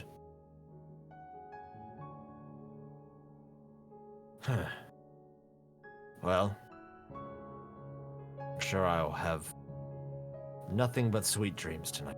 This was fantastic. Perhaps we will learn more when we get to Candlekeep, unless... Gargoth, do you have anything to add? You know, the more you can help us, the more we can help you. You know, with not being put on a trophy shelf. If there are any that can get us to Avernus any quicker, your Candlekeep is where I'd go to look. Well, It's, you heard the creepy shield. We rest and head to Candlekeep. Precisely. Fallister, how are you doing over there? What is the look on his face? He's kind of had his, he's been sitting on the ground with his hands on his knees and just on his chin. He's had like this look. Like the whole time just listening. And says, "There's a lot to take in here. I am merely a listener and watcher of what's happening. My master will hopefully know more about what to do about this. But this sounds very bad." Well, I hate to say it, but I agree with you. And Rhea, you know, keep them stabbing muscles ready. Might need them again. She sighs and says, I do not wish to even use my sword arm if I can't control it. I should not lose myself even in those circumstances. That is not how a knight should be. Well, it was a very tense and difficult situation. I think, well, I won't jump to conclusions here, but generally when one finds themselves in this line of work, there's usually some sort of trauma somewhere in the past. I suppose I can be a bit honest with you. I was almost used as a sacrifice, I believe, by my own parents. And I narrowly escaped with my own life. How did you escape? It was such a long time ago, and it happened so fast that I'm really not even sure if I know. But I just remember being dragged out of my room and into my living area. My parents were there being held back, but I don't really remember them trying too terribly hard. But regardless, there were too many of them. They joined some sort of cult. I don't know, and I developed these powers, and I'll kind of snap my fingers and have a little flame come out of it. And they figured that I would be a sufficient sacrifice. So they held me down, and at that point I knew I was going to die. I closed my eyes and I waited for them to plunge their dagger into my heart. And then things got very cold. When I opened my eyes, I saw that the men that were holding me had their arms and hands completely frostbitten, and they were writhing in pain. Looking at that as my only opportunity, I scrambled to my feet. I was not even able to glance back at my parents, and I jumped out a window, cut myself up pretty good, and I have been traveling from port to port ever since, till I found myself on the ship that I sailed to Baldur's Gate in.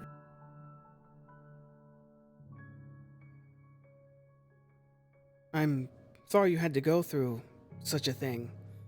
Even your own family. Wow. I don't know if they're still alive, or if they ever tried to look for me, or if the cult killed them. My point being, we all have some sort of trauma in our life, and it is not always easy to contain one's frame of mind when those situations arise. So I don't believe any one of us here blames you, and you should not feel embarrassed for what happened, but rather as a learning experience. She looks away from the fire finally and she stares at you and slightly smiles and nods and says, "Thank you." I just nod. I'll just lean back against a rock. And then she looks over to you, Elgin and Doya, and says, "I imagine you already knew. Your friend's been through a lot, and I can only imagine you two have as well. Aye?" I'm actually learning this of the first time. Oh. My sympathies, Hayes. It's not normally the type of story I'd tell in a tavern. And you've Okay. been with the group technically longer than I have. And I'll kind of shrug and say, but parents, am I right? Yes. Alistair actually slightly chuckles at that.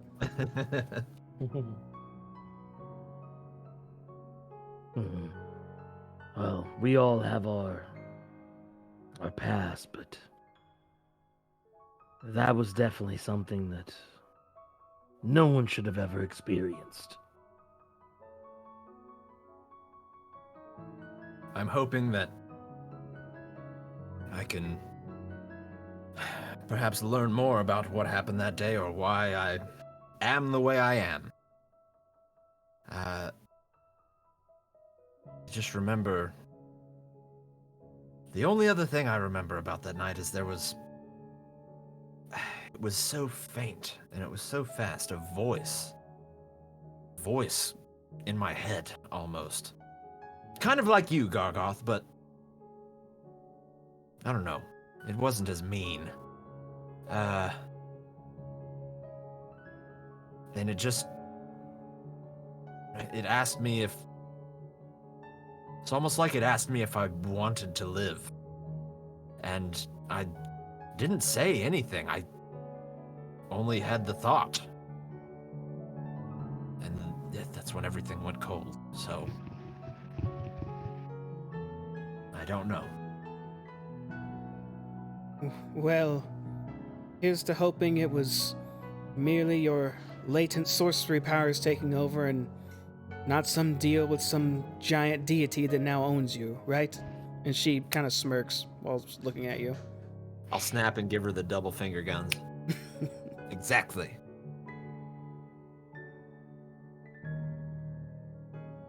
Well,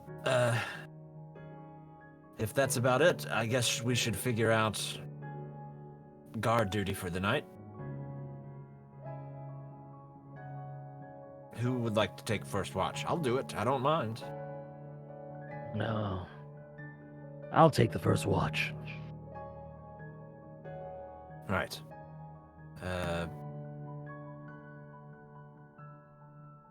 Well, I suppose just wake one of us up when you are ready to Oh, trust me.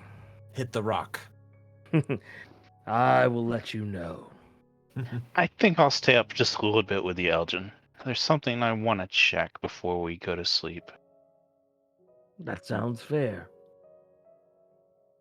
Make sure to check under your bed. For what? The boogeyman? In these At this cards, point, I'm snakes. not ruling it out.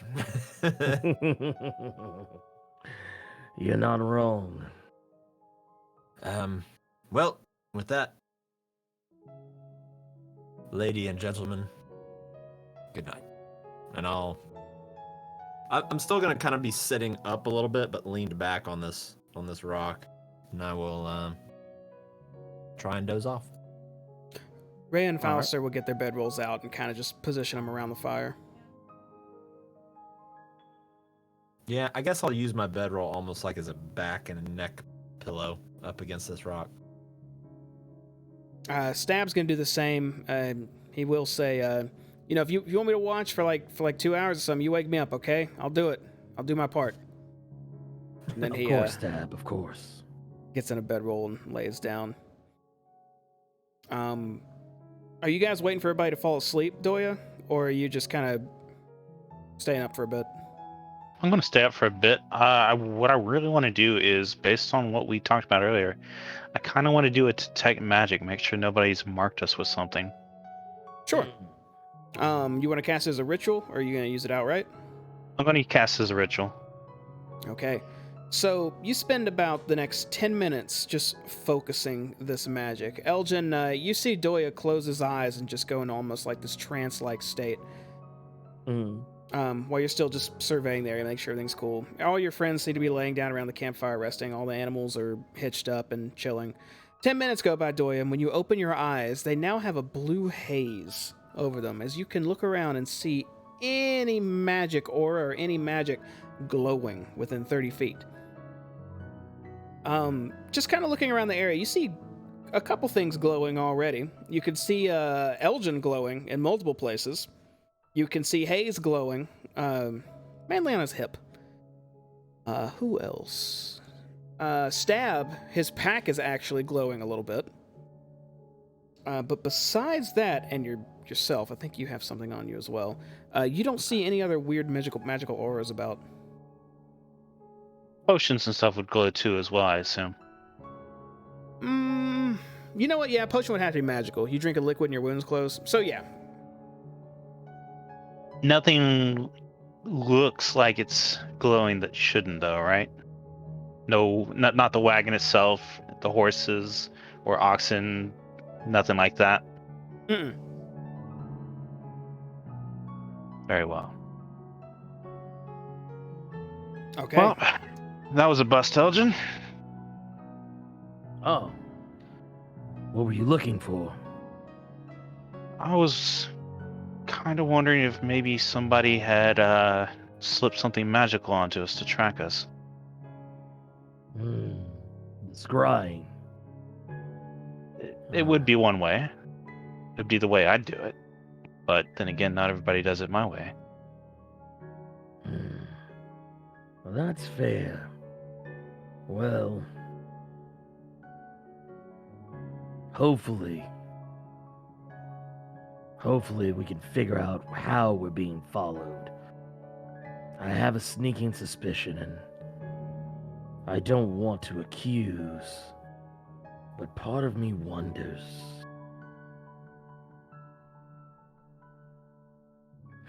It's probably nothing. I hope so. Famous last words. Precisely. I'm gonna go back to keeping my watch and just kind of also still thinking about what some of the things that Rhea has talked to us about her past and the and everything that has happened in the last 50 some odd years. All right. And Doya? I'm going to probably do the same, but for a much shorter period. In about 10 to 20 minutes, I'm probably going to drift off into a trance. Okay. In that case, Elgin, I'll say your watch begins, and Doya, you stay up for a brief bit, but you eventually go into your trance to prepare for your rest. And that is actually a good spot to take a break. So we're going to go on break for about 10 minutes here. Then we're going to do some more traveling on our way to Candlekeep, see what comes next. Come back in 10 minutes, you will find out what happens. Will be right back.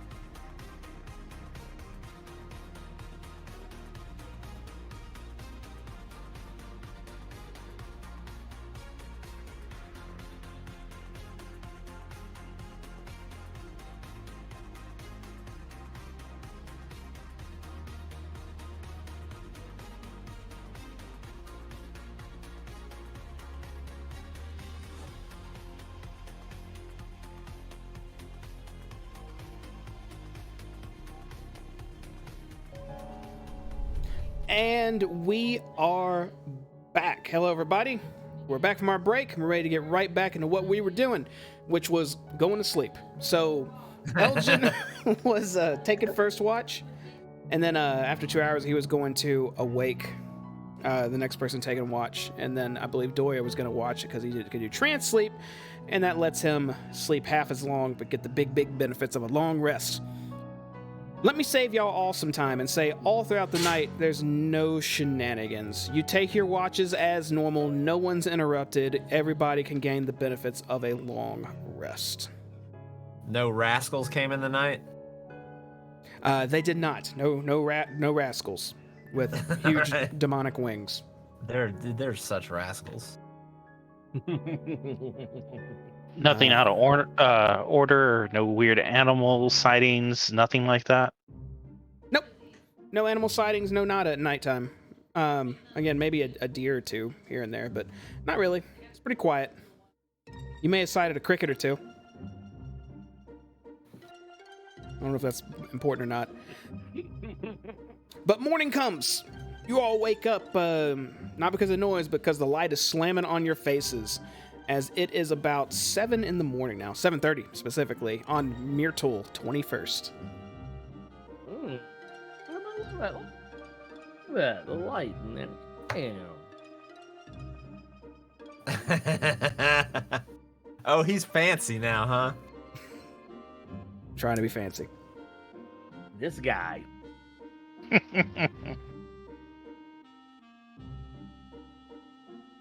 right, so what are y'all doing? I will kind of come to, kind of get up, stretch, pop the knuckles, and I will pull out a ration and dig on into that. Okay, I'm assuming everybody's just gonna kind of eat their food and drink some water and just immediately start getting ready to move, right? Yes. Is there anyone stepping outside the norm for that? Or are we eating, packing up, and then I can say we're just going? I'm ready to roll. About the only thing that I'd add for my character would be I'd probably be working through the forms of spells that I've prepared for the day. Okay, then yeah, I'll say that's just part of your Also morning same. routine. So yeah, y'all would have to do that anyhow. So you get your spells in order, you eat some biscuits and crackers, and leaves, have some water from your water skins, and get your horses all prepped up in the wagon and whatnot and get ready to go. Rhea and Fauster and Stab do the same. Get on their respective horses. Hayes, I'm assuming you get all your pittance back. Put them back in your I'll pack. pull them up, put them back in my pack, and I'm gonna take now that I've got this wand that I've now attuned to, I'm gonna take out my old staff, and before I get up on Harry Trotter, I'll take it and I'm just gonna lean it against the rock that I slept on, and I'm just gonna leave it there. Okay, you prop up your staff and just step away from it, leaving it for the next lucky adventurer to come by. Yep.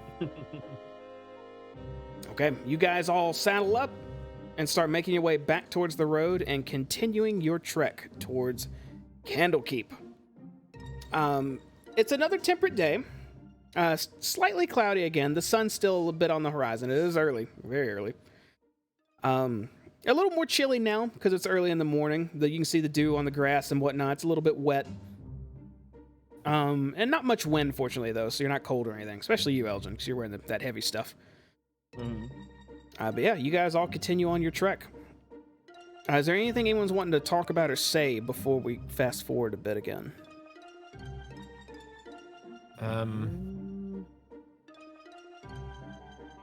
No, I'm good. Okay. Let's head back to the Sword Coast map. So you guys ended travel about... Let's see, you guys made it about right there. In the middle of that huge swirly cross.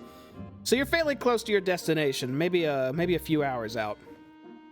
You continue on the road and pass by actually a couple of groups this time. Another wagon goes by, which all of you, I'm almost positive, just kind of glare at and watch very cautiously as it goes. Nothing happens with it. This one actually was legit. I would have done the be cool thing again. Just be cool. We told everybody to be cool. Yeah. A few more people on foot pass by, give light nods, and keep going. Not a lot of traction. Not a lot of things that feel stressful on the road currently. But you guys travel for about another 1, 2, 3, 4 hours until it's sun's almost directly up in the sky above you, but not quite. Still right before the afternoon. Until you approach a large keep on a cliff ledge high above the sea. And it looks like this. Whoa. The keep is almost scaled. Like, it starts off like about the size you expect of a keep, and then it just gets bigger and bigger and bigger the farther back on the cliffside it gets, overlooking the vast ocean behind it. This, you know from a fact, especially by the beaming light at the top of it, that this is indeed Candlekeep. You all are riding up to the gates now, correct? Yes. Yes, sir. Okay. Mm-hmm. You continue following the path off of Coast Way and towards Candlekeep, and start approaching the front gate, where 3 monks are standing out with just their hands rested in front of them. As you approach, Fallister actually rides up beside the wagon and says, "This is where I will step in, my friends, if you don't mind." And then pulls ahead of you without even waiting for an answer. Go. Yes, right ahead. Yes. He rides up towards the monks and then motions for all of you to stop and hold on. And then hops off his horse and walks towards the monks. To which the monk in front... Actually, let me tell you a little bit like what these monks look like. See, it looks like one is a halfling, one is an elf, and one is a human. The one in the middle is actually the elf that steps up towards him and says, "Welcome to Candlekeep. As part of entry, you must donate a book or scroll that isn't already in the library's archives, if you wish admittance." When I hear that, I just want to look over. I'll just side eye at Doya and just have this like teeth gritting, like, that looks like a big library. The monk looks past Fallister at all of you, and just kind of tilts his head at looking at all of you for a moment before he looks back to Fallister and says, "Please present your gift for inspection." To which Fallister sighs and looks back at all of you just for one more moment, just almost like he's looking for a lifeline of some sort. The gritting teeth, I just curl it up into kind of a smile, and I'll just wave at him. No, he sighs and reaches into his side pouch he has on him, and takes out a pretty worn book and hands it over to the monk. To which the monk takes it, looks at its cover, and then inspects it. Looks at the other 2 near him and nods and says, "This will do. You are admitted. Welcome to Candlekeep." And 2 of the monks behind him go back to the huge double doors and just push them open for you. And the elf monk steps aside. I'll Fallister? wait for Fallister to give us a...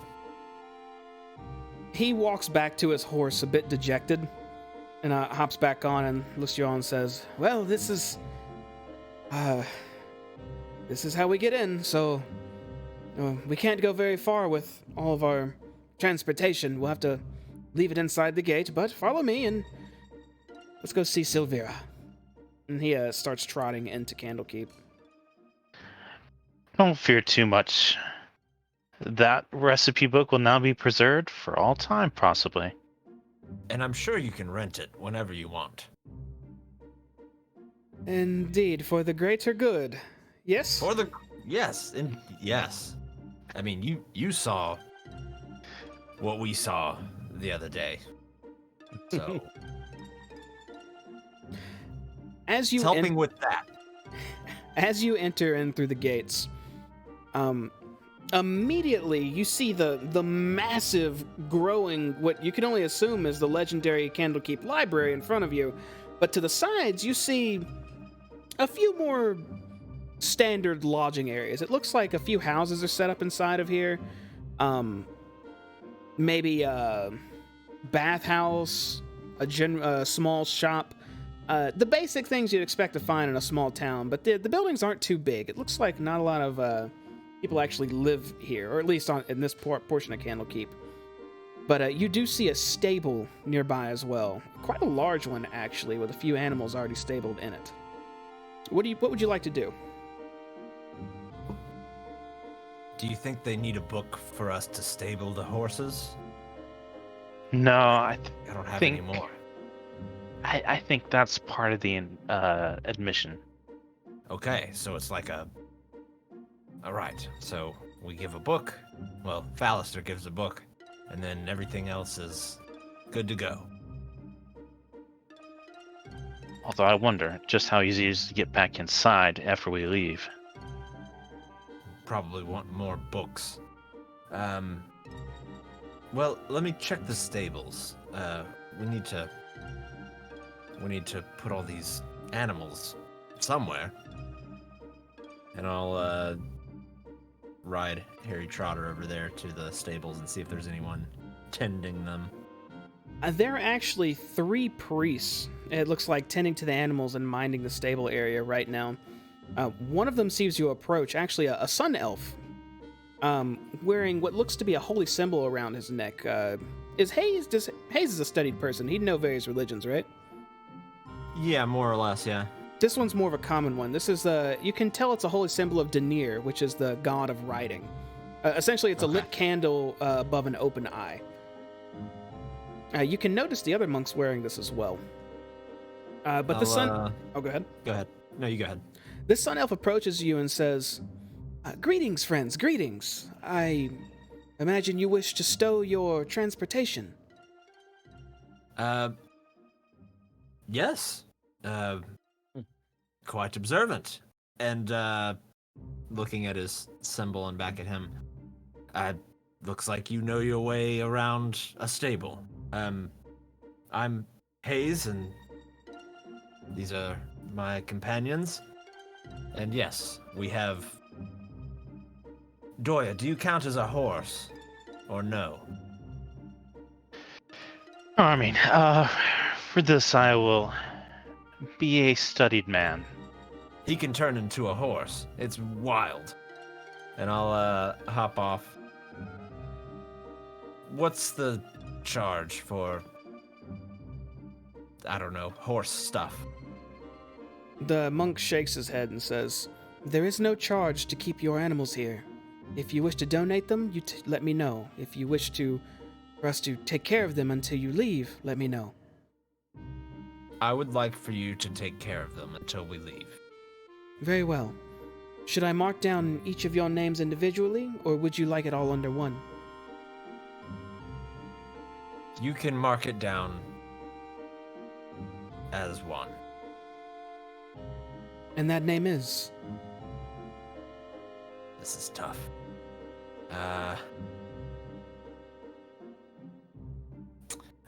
For now, you can put us down as, the 8... If you don't want to spell it all out, you don't have to. It's... Agents of Concern. AOC, if you'd like. Agents of... Oh, an adventuring group. I understand. Agents of Concern. We're When you- figuring it out. When you return, your animals will be ready. And your wagon as well. Yes, thank you so much. I'll turn around. This place is great. 2 more monks come out, already coming to take the horses in, waiting for you all to dismount. I'll give Harry Trotter a little pat on the neck, and I'll hand the reins over and walk away. Okay. Everyone else doing the same? Yes. Doya? Yep. Okay. Sorry, I Stab. nodded. Oh, my bad. Stab does the same, and Rhea and Fallister will follow suit. And the monks gently take the animals and position them in their stables, and pull the wagon around to an area that won't block entry for stowing animals. This place looks like, just with the way this is handled and looking at all of these monks and the way they're behaving, it looks like they all take whatever role they have quite seriously. And whoever's admitted to Candlekeep, they treat with care and respect almost immediately. You get the idea that whoever travels here for this knowledge immediately, if they get through the gate, earns the respect of most of the monks here. But yeah, they take all your animals, and afterwards, Fallister says, "Right, well, I suppose I get to take charge for a bit, eh? So follow Fallister, and I'll take you to Silvera. She lives off of one of the stairways connected to the hearth, which is, it's almost like the tavern of Candlekeep, but it's even hard to describe it as that, but it's quite majestic. You may appreciate it, actually. Regardless, follow me." And he starts walking towards the library. I'll follow him. I follow as well. You as well? But I'd like to ask him questions as we travel. Sure. So, how does repeat admittance work? I mean, your boss is here. Do you have to give them a book every time you come back? If you leave Candlekeep, they demand knowledge from your expedition. Most who come to Candlekeep come to stay, but if you leave, the only way they let you back in is, yes, with means of entry. So, whenever I leave, I must possess something to give, and let's just say Silvera isn't the most mindful when it comes to the burdens of others.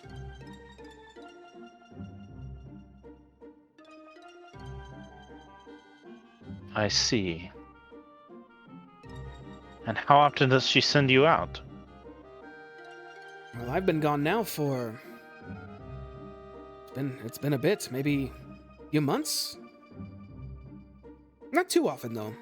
Normally I can just do my studies here for her, but... sometimes there are missions I go on. For instance, the one...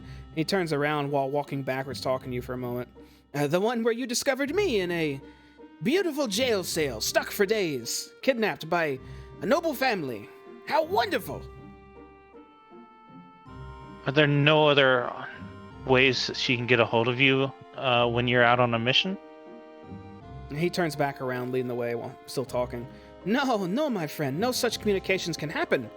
From Candlekeep. I do not know if you noticed, but...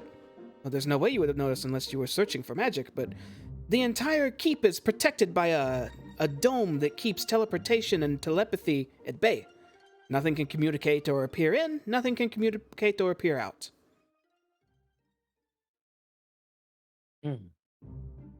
Explains the book offering. Are you allowed to make copies of books while you're here? Well, that, I dare say that may be a bit dangerous. That's... I mean, keeping records for Candlekeep itself is fine, but taking knowledge to leave with is maybe frowned upon? I do not know. I would not be the one to ask about that. Or rather, he turns around and starts walking back slowly, slowing the pace of you all, and leans in and says, or rather, I'm not the person to ask out loud about that. I mean, all this knowledge here, it doesn't do any good if it's not able to be used by somebody else, correct? An perfect argument that you may make among the Council of Archmages that reside here. Alas, I am simply to take you to Silvera.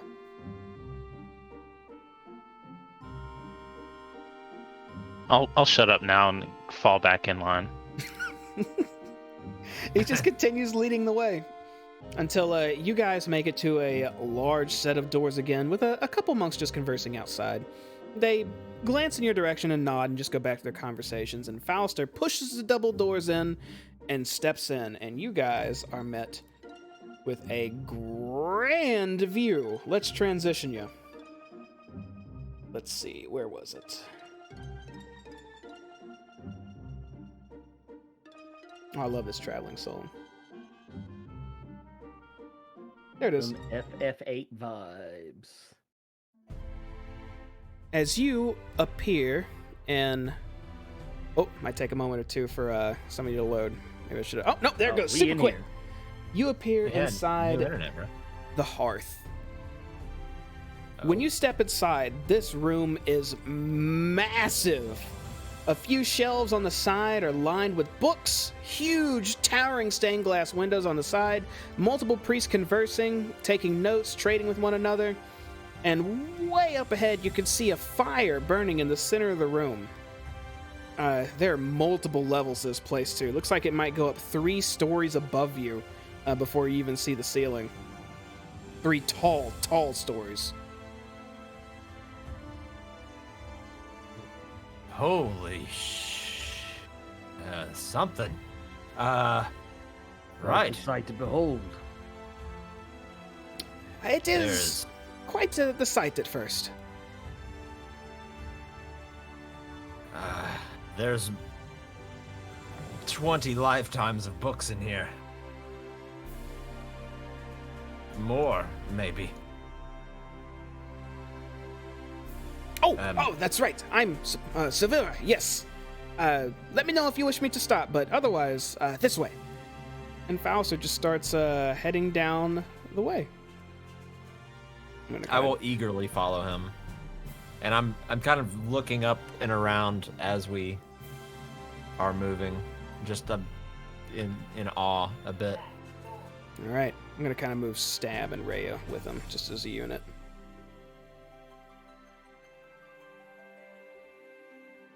As he moves into the center area, you can smell the scent of just something delicious cooking. You also immediately see a large ogre to your left, just standing there with it looks like a tiara on his head. Let's see, where'd he go?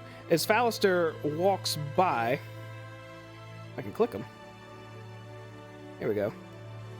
He looks up to the large ogre and says, "Greetings, little one. Another great day, is it not?" To which the ogre looks down and says, "Oh, it is, my little friend, it is. And a good day to you, and to you." And he looks and holds his arms out, and just like excitement as he looks to you, Hayes and Elgin, as you're walking by. Uh-huh. I'm gonna just nod. "I do not recognize you all. May your stay in Candlekeep be a good one, and come trade stories with me when you have the time." I will do that. And I just kind of give a little gentlemanly nod and start walking away. Fallister pauses and turns to look at you all, and then sees you coming up behind Elgin, along with Rhea and Stab. You pass by what looks like a serving area of lots of food just spread out, just out in the open. The nearby priest behind there smiles and nods, and as you're walking by says, "If you're ever hungry, come by and take what you need, friends. Everything is always open." Well, we'll definitely be back. Fallister lets out a sigh and says, "Oh, if I could just stay at this place, it would be nice. The adventuring's good, but this place almost has it all." Definitely a comfortable place. "Oh, very, very." And he pauses and turns around. "Wait, where are your friends?" And little one's looking down at you, Hayes, and just with a smile on his face. You just looking up at him? Yes. He turns. I was and- giving him a nod as I'd gone by. I'm closer to Stab and Rhea now. Little one looks down at you, Hayes, and says, "Well, you've already stopped to chat, have you, my friend? What's your name?" Yes. Hayes. Hayes. A wonderful name, Hayes. Good to meet you. And your name is Little One? Yes, little one. In honor of the little one's life that I took. Right. I suppose that's a story for another time. One I'm willing to share whenever, Hayes. If you have time now, or... And he turns and looks at all of your friends kind of staring at him, and then Elgin way back with Fallister, and then looks to you and says, your friends seem to be in a bit of a rush, though, but please, come back and introduce them to me. I would love to talk. Uh-huh. Yes. Absolutely. Have a wonderful day. You too, my friend. You too. Okay. Oh my god. Rhea avoided eye contact as she went by. Stab looked very, very intrigued and wanted to stay and talk, but Rhea kind of just pulled him along. Are food and drinks allowed in the stacks? Food and drink is allowed wherever, my friend. Just know that if you make a mess, you will severely regret it. I run Understood. up to Stab, and I'll kind of put my hand on his shoulder. Stab, this place, it's amazing. I love it here. I might just stay. I know, right? This place is great, except for the books, but that's like a small part. Right. Yeah. Yes. We should let them know we're staying. Yeah, but after the They can figure it out. They can figure the rest of it out, right? They'll They'll we be got fine. we got to help Muscles, man. I'm not gonna leave Muscles hanging. You're right. Yes. You're right. Whew. And I'll just kind of look down at the ground at this point, and I'll just continue walking. I'll follow the sounds of Elgin and Fallister. All right. Fallister heads all the way to this northern staircase, where it looks like you've entered almost like a pleasant study. A lot of sitting areas to sit and read and acquire books from and whatnot. As he starts heading up these stairs, up to this side door, and sighs and turns around and says, well, this is it. I'll let you in. I'm going to get something to eat before I go hang out in there. So I'll just let you through and say hello to Sylvia for me. I'll be there here in maybe, I don't know, a few minutes. And he opens the door up and steps aside. You're not going to make the proper introductions for us. She's probably already expecting you and knows you and knows about you. And yeah, you'll see.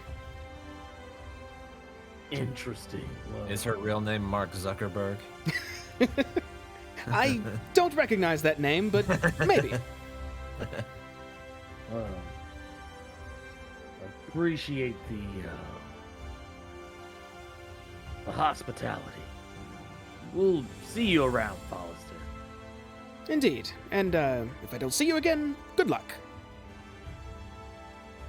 Yes, good luck. I'll give him a pat on the shoulder. Thank you, Fallister.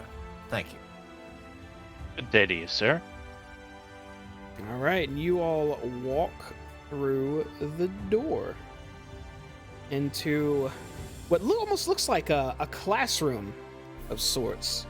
Let me take y'all over there. Don't do well in these. So you enter this classroom.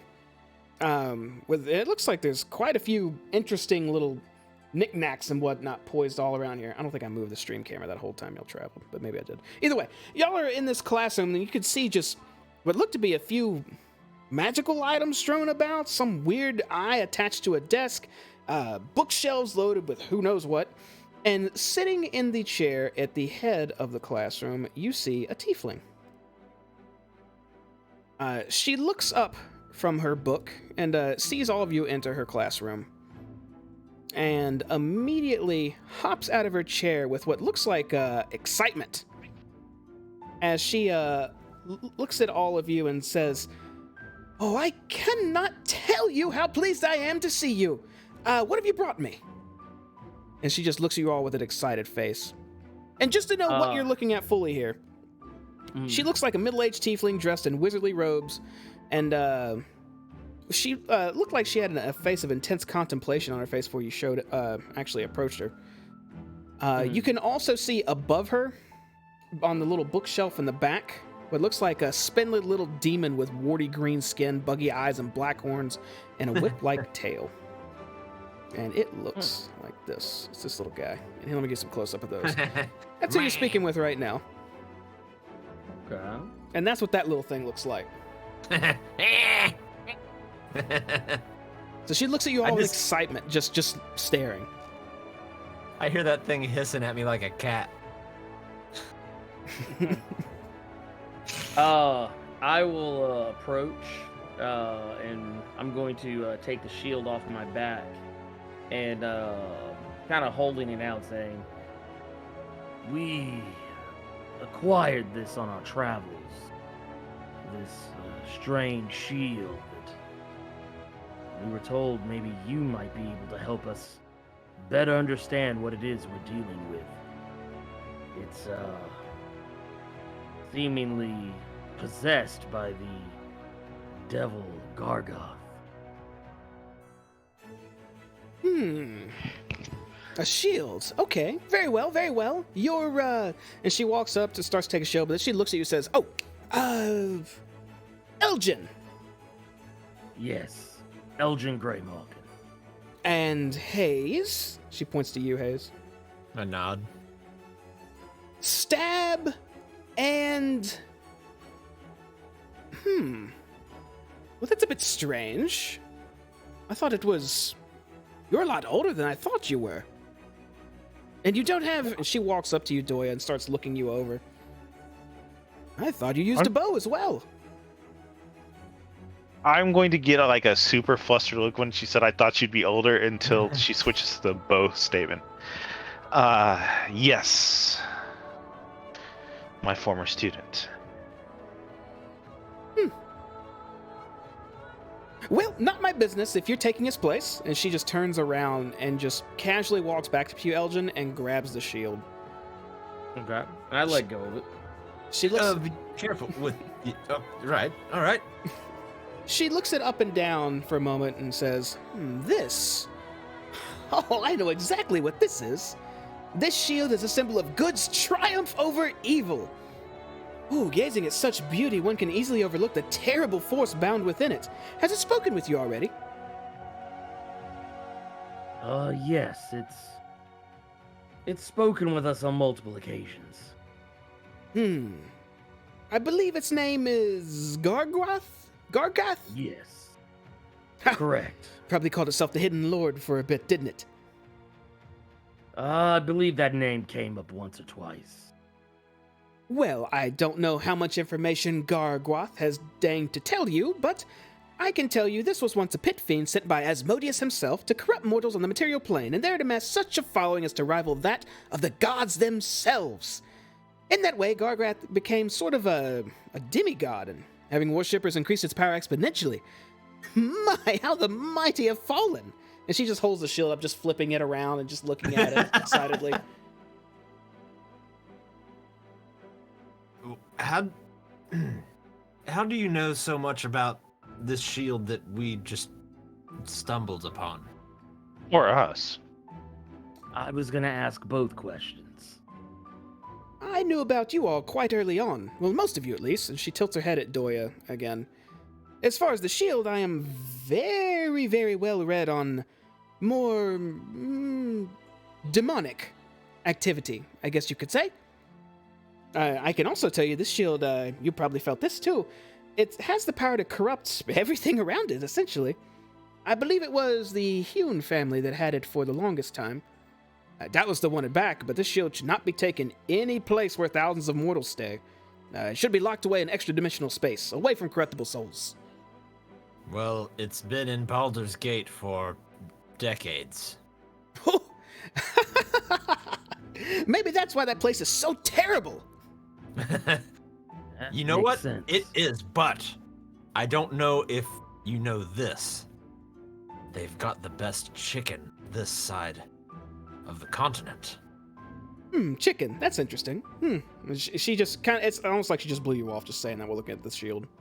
I just Anyway, back to the I matter let at out a hand. long sigh. Just a long sigh. Oh, just to make sure you understand. I don't know what you plan to do with it, but locking it away would be best. Whatever you do. And after she says that again, Elgin, only in your head do you hear this. You hear the voice say, Take me to the Nine Hills. I swear I'll serve you faithfully. Take me back.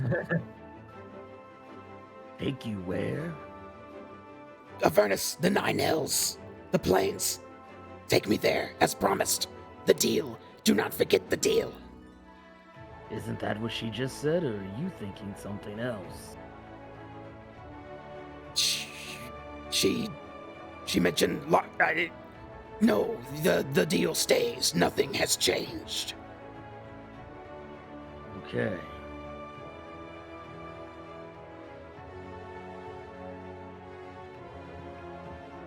It sounds like you are very adverse to being locked away again. I've been trapped here long enough. It is long since I have spent with the. in the middle of him talking, Silvera actually starts speaking again and says, if you don't have anything else with the shield, though, well, do what you will. She hands it back to you and says, surely you've brought something else. Well, yes, we brought and I'll gesture to Hayes, a puzzle box. I'll reach into my bag and pull out the infernal puzzle box.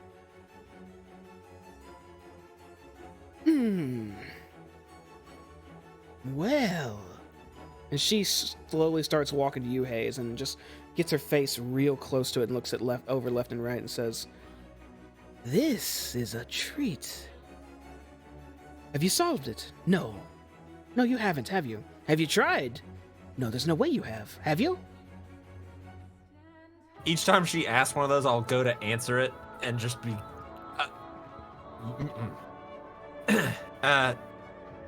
no. I see. We were told something bad would happen if we tried. This is, and she turns to you, Elgin, and says, This is an infernal puzzle box. Very tricky things. They always have a method to open them that's so mundane. You wouldn't have guessed it, but if you try and you don't use said method, well, it could kill you, essentially. Seeing as you're still here, I suppose you haven't tried. I felt None it of us were foolish enough to do it. probably not the best idea to, try. Good. In that case, if you don't mind, she holds her hand out. I'd be willing to try. And what would be the risk to us if you failed? Well, worst case scenario, my mind explodes, blood flies out of my ears, and I'm dead on the ground. Best case I'll hand scenario, it it to her opens. immediately. Oh, I don't think that's a good idea. she takes the puzzle box and starts looking it over.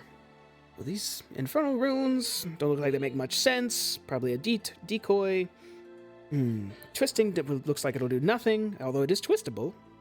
Likely another ploy. She walks over to one of her shelves where various vials of liquid are sitting. And she takes out, she looks it over holding the box in one hand and finds this deep, viscous green liquid. And she grabs it. And then she holds the box in front of her, just out a little bit, and takes this viscous green liquid and just starts pouring it on top of the box. Just very slowly. As she looks up and says, I'll probably have it open in about a minute. And she just stands there slowly dripping this onto it. I take one solid step back. I'm actually going to take several. I'm actually going to kind of walk to the other side of, like, just another corner of the room and just kind of watch. I'm not going to back off because she sounds confident, but I am going to start, like, with my hands sort of kind of starting certain healing spells just in case. not following through, but you could tell that's probably what I'm doing if you're magically inclined. While you're getting that ready, she also yells out at the little creature that sat above her little back area there, and she calls out, "Jezebel, a pan, please, to catch the remnants that hit the floor." To which the little quasit flutters down from above there, gets a pan from under the desk, and goes to stand under Silvera. Just sets it under her. In the meantime, while Silvera's still dripping this chemical on there, she just looks up and casually starts talking to you all. "Have you made any guesses as to what may reside within the box?" No, I've never seen a puzzle box like this before. So, not really sure the type of things that normally go in them. I see. Well, surely you know that puzzle boxes are, it's almost a devilish puzzle used to seal very, very valuable things to devils themselves, yes? Yes, I've seen different puzzle boxes in my time on the water, but nothing like this. Well, I can go ahead and take a guess what's inside this one.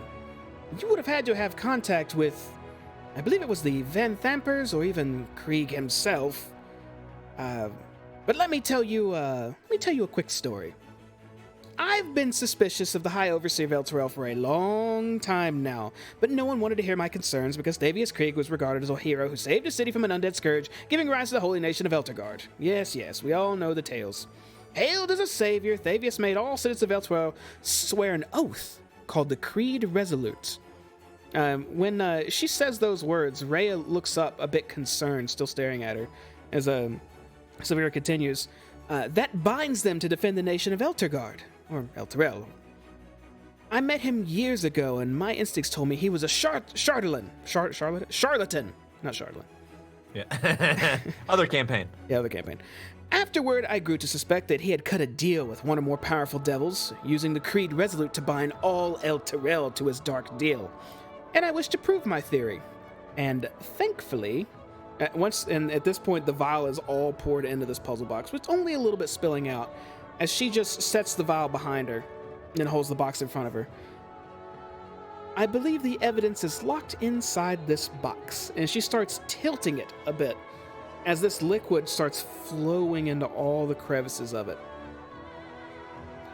She starts tipping the box in various maze-like patterns for about 15 seconds until the horn inlays just pop right out the center and the box breaks apart. And in her hand, she now holds, with the bottom of the box with the rest falling out on the floor, and a stack of 9 chain-linked plates, about 3 inches on each side. They look to be cast in dark iron and have infernal runes stamped all over them. And she looks up and says, "And just like that, we have our treasure." I'll glance over at Rhea, just like side eye. She's staring with a look of great worry as she's looking at these plates. And Silvera kind of, as instead of looking at him, she's looking at you all kind of like, Eh? Incredible. Wow. "Indeed. What is it?" It is, as expected, a contract. Do you wish me to read it aloud?" I'll look over and look at the runes. You said it's written in Infernal? It is. A whole stack of them. What does...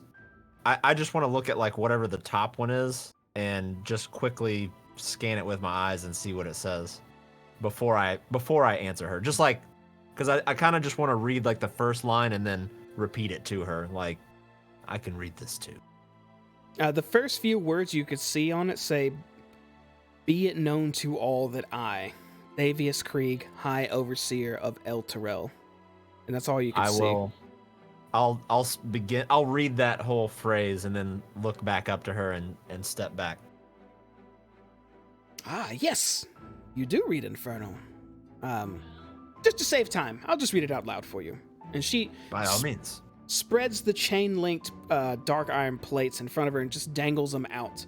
Almost, it's like you're holding a piece of parchment, but it's just large rocks lined up instead. As she holds it out and says, "As you stated, Hayes, be it known to all that I, Thavius Krieg, High Overseer of El Terrell, have sworn to my master Zariel, Lord of Avernus, to keep the agreements contained in this oath. I hereby submit to Zariel in all matters and for all time. I will place her above all creatures, living and dead. I will obey her all my days and beyond with fear and servility. I recognize the dispensation of the device called the Solar Insidiator, hereafter called the Companion. In my capacity as High Overseer of El Terrell and its vassal territories, I acknowledge that all lands falling under the light of the Companion are forfeit to Zariel. All persons bound by oath to defend El Terrell are also considered forfeit." As she's reading this out, Rhea was already kind of lurched forward. When she hears that, she just falls to her knees. "I further recognize that this disposition will last 50 years, after which the Companion will return whence it came, taking El Terrell and its oath-bound defenders with it, if that is Zariel's wish. All this is my everlasting pledge." Good gods. That sounds fairly ironclad. Yeah. I'll walk over to Rhea and just rest my hand on her upper back. She Shoulder. clenches her fist, and the moment you touch her shoulders, she gets to one knee and then just stands up, and while standing, just has her teeth grit and says, "If she wants my soul too, she can come get it, or I'll take it to her and take her with me." Well, let's not be hasty. But does that mean that El Terrell is not gone yet? As Silvera looks at Rhea and says, "Well, if we're to take the plates verbatim, then it sounds like she may have just taken the city and everyone in it, but maybe they're still around?" They have to still exist somewhere. Indeed. Oh boy. A city doesn't just vanish. So, by If we reading go- that, it means that, based on what you've told us, Rhea, Mhm. that this Zariel person was in on it from the beginning. A double cross? No, it couldn't have been. Zariel led Well, I them in mean- there for battle, and the soldiers that returned, they did not... There's no knowledge or no recordings or records of them of being betrayed. But think about it. I mean, even if she didn't show her cards there, we're He knew talking something. we're talking that this companion was given years, according to you, years. Oh no, it'd be after. Never mind. I'm an idiot. Oh, okay. I'm gonna step aside and I'm gonna ask Gargwath a question. Sure.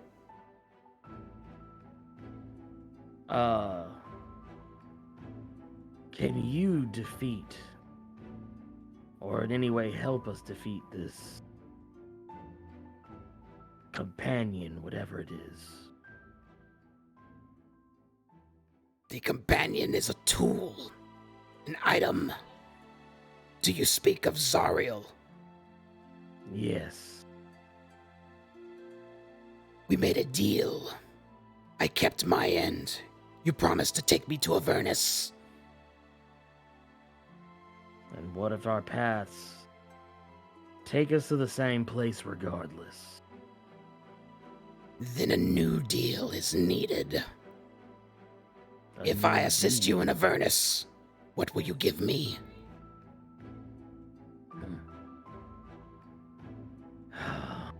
What is it that you want? You seem to already have your... You already seem to have your desires well thought out. I would desire a soul.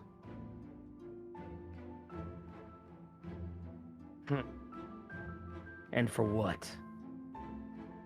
My aid in whatever trek in Avernus you take.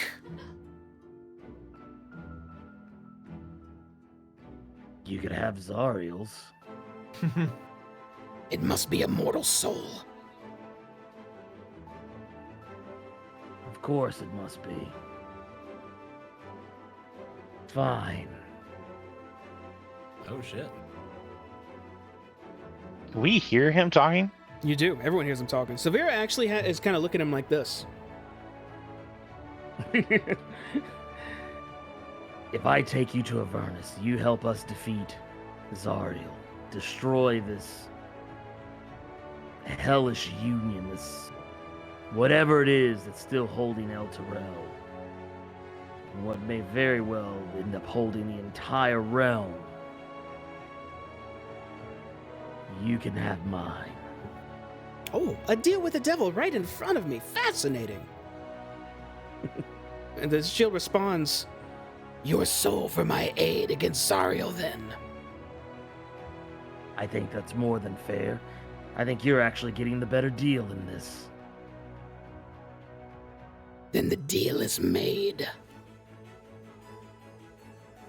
and as soon as you make that deal, Elgin, you feel a swath of power emanating from the shield on your back, almost strengthening you.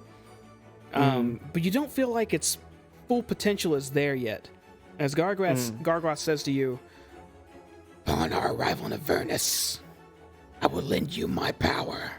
Take us there and you will know how addictive it truly is. I was afraid you'd say that. Well, then the deal is struck. The deal is made. I will stand by my word, so long as you stand by yours.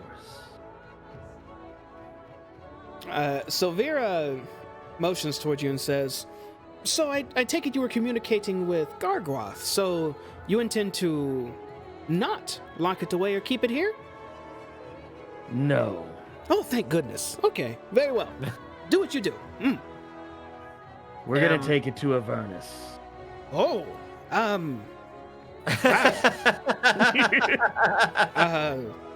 Well, very well. Do you wish to try and save El Terrell as well? I will do whatever it takes to save El Terrell and the rest of the realm, even if it means sacrificing my own self. How gallant! Excellent! In that case, I may be able to assist you further. I suppose, and she looks over at Stab and Doya and Yuhaze, and Tereya as well, and says, so you're all set on this then? You would go to Avernus to try and find El Terrell, or maybe save it? I have a question. Based on that contract, would she already have control of the people in El Terrell? Would we be fighting those we wish to save? It is tough to say.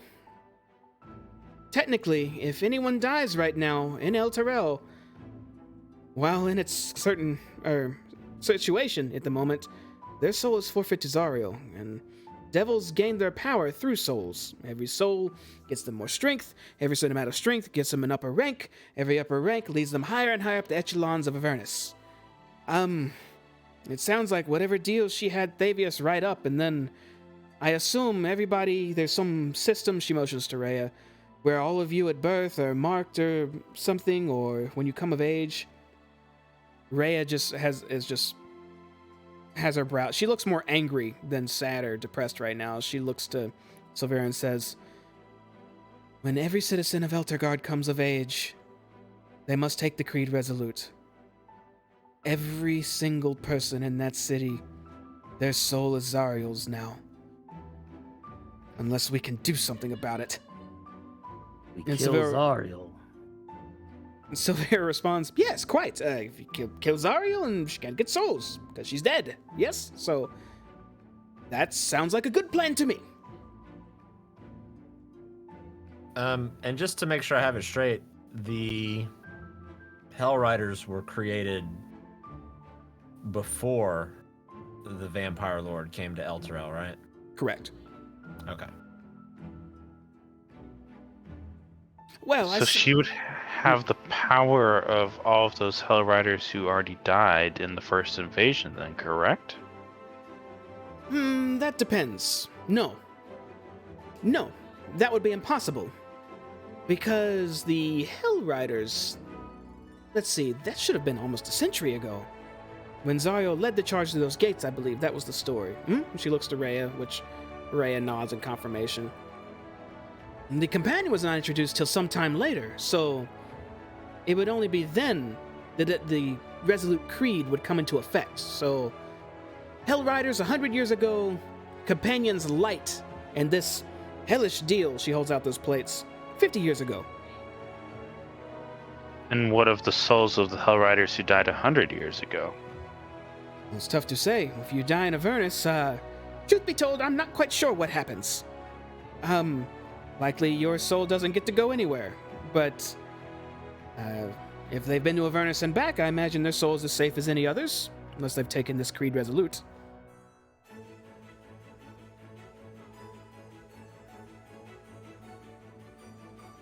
Did you have another question? What was your name again? Oh, yeah. Doya. I'm much more learned about these things normally. Sorry, I was absolutely prepared for someone else. Doya. You are Doya. Got it. You never explain how exactly you come to know this information. I have... I don't like to give away my secrets too much. Let's just say I have my methods. Yes, I have my methods. She smiles and nods at you. Have you been spying on us? I spy on anyone who gets their interest in devilish activities, be it a noble family or a humble adventuring group, and she slightly bows while referencing to all of you. Fair enough. So now the question is, how prepared are we to take the fight to Zariel? We clearly aren't going to be able to take down Zariel as we are. We're going to need to prepare if we're going to do this.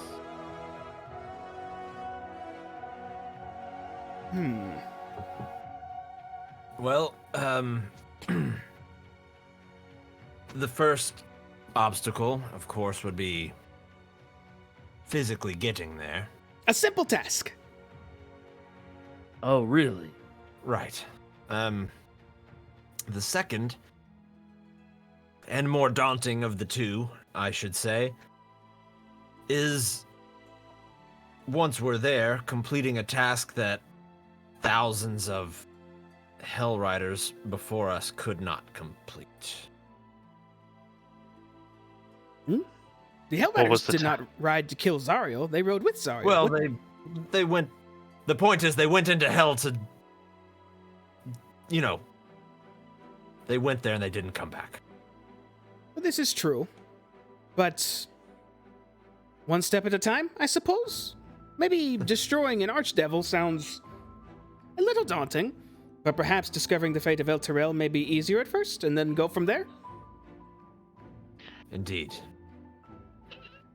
You have knowledge on how to destroy Zariel once we get there. I wish I could help with that, but while I fancy myself quite the Archmage, I don't know how I'd stand against a Demon Lord. Maybe Gargroth would be a better person to ask about that. How about it? And she walks over to your side, Elgin, and just knocks on the shield like a couple times. Could you tell us? What do you think? How do they stand? Or what could they do? The shield sounds actually very flustered as it says this, and it'll even add in Silvera when it speaks this time, and says, With my aid, you stand a chance. Perhaps you will find guidance and assistance in Avernus itself. and then she reason to go. she perks up and says, "Oh, look, it does talk. Excellent. I spoke with a demon shield. Look at that. No, devil's shield. Keep it accurate." So a devil doesn't even know how to destroy another devil, then. Power. If you truly wish to gain power the easy way, let us gather souls and fight her. Question, Gargoth. If we are to do this and I actually will literally put up air quotes, easy way, these souls you require, let's say we actually entertained this mad idea of yours, would these souls need to be pure, or would they need to be any mundane soul? It matters not. Pure evil, as long as it's mortal. We stay in the regular planes for now. We collect souls, feed them to me. We'll grow in strength.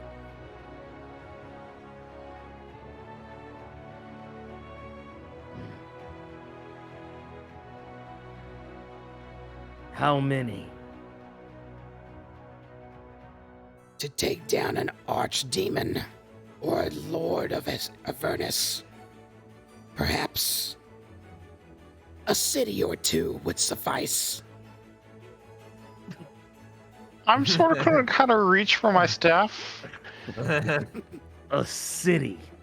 He's saying An this to entire city of souls. He's saying this to everybody right now too.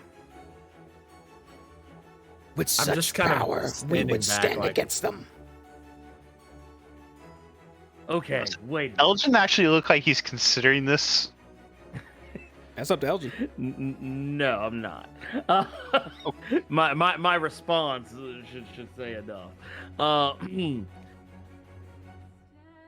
You say this is the easy way, sacrificing an entire city or two. What's the hard way? We simply go to Avernus. You rely on my power as it is, and we hope for the best.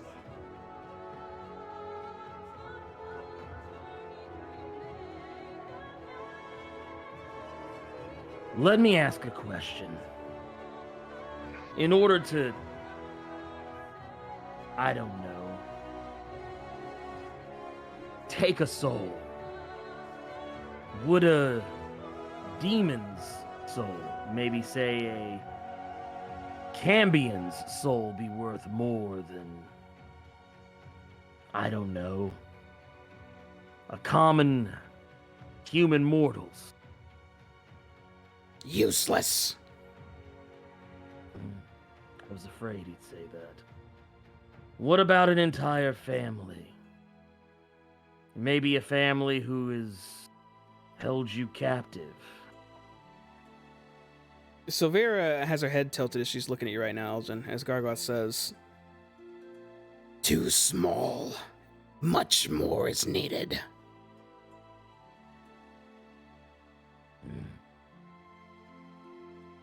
I can't sacrifice an entire city just to save another. I think we're looking at the hard way, Elgin. Unfortunately. well, So- if... Oh, nope, go ahead. Oh, Don't no, mind me. go ahead, Sylvia. Oh, I was going to say, if you wish to travel to Avernus, I did tell you it was easy. I have a friend who owes me a favor. There's actually a wizard named Traxagor who lives in a tower about 20 miles from here. I've loaned him a spellbook or two, so he will surely do this deed for me if you travel to him with my word alone. He has the ability to use the Plane Shift spell that will take you straight to Elturel, and I can have you delivered safely right to him if you wish. Wait, it will take us to Elturel. We're assuming Elturel. Well, I guess we came to the conclusion that it must exist still, but we don't know where. Well, What I happens won't if take we you get there. I will give you griffins to fly to Traxgore's tower who can take you there. If Right, but there exists. My question is, if there doesn't exist, and he tries to send us there, what happens? A good question. If I were to assume you would simply appear in the first level of hell, Avernus itself, in a random empty plane. Okay. Question, And Sylvia. hopefully not in lava. No, Traxgore's Preferably better not. with that. Silvera, help me understand something. Hmm? If Elturel still exists, if all its souls belong to Zariel, are those souls lost? Can they be reclaimed? Can those people be saved? Truly saved if we kill Zariel? Well, the ones that still live, absolutely. If you destroy the person who made the deal, then the souls cannot go to that person. For the ones that have already passed, it is tough to say. While their souls would have been used to form Zariel's power, I do not know if it can be reversed. They may simply be lost to time and space. But I would like to believe it's possible. Then that leads me to ask another question. And this, I want both of your opinions. Silvera and Gargwath. If we were to sacrifice a city, say we were able to somehow take those souls that Zariel has in their possession, could we somehow usurp those souls from Zariel before defeating her? Forgive me, but just in the sake of humoring the idea of purging an entire city of people, are you asking if you were to provide a city's worth of souls that you could somehow relieve the souls that Zariel has already taken? I'm asking if it's actually viable. I want to know if Gargwath is lying. I don't believe you could trade souls with someone like that. I suppose if maybe you struck a deal and those souls were somehow more powerful, but I don't see that happening. And Gargwath speaks up now and says, We do not claim souls to trade. We claim them to grow more powerful than Zariel has.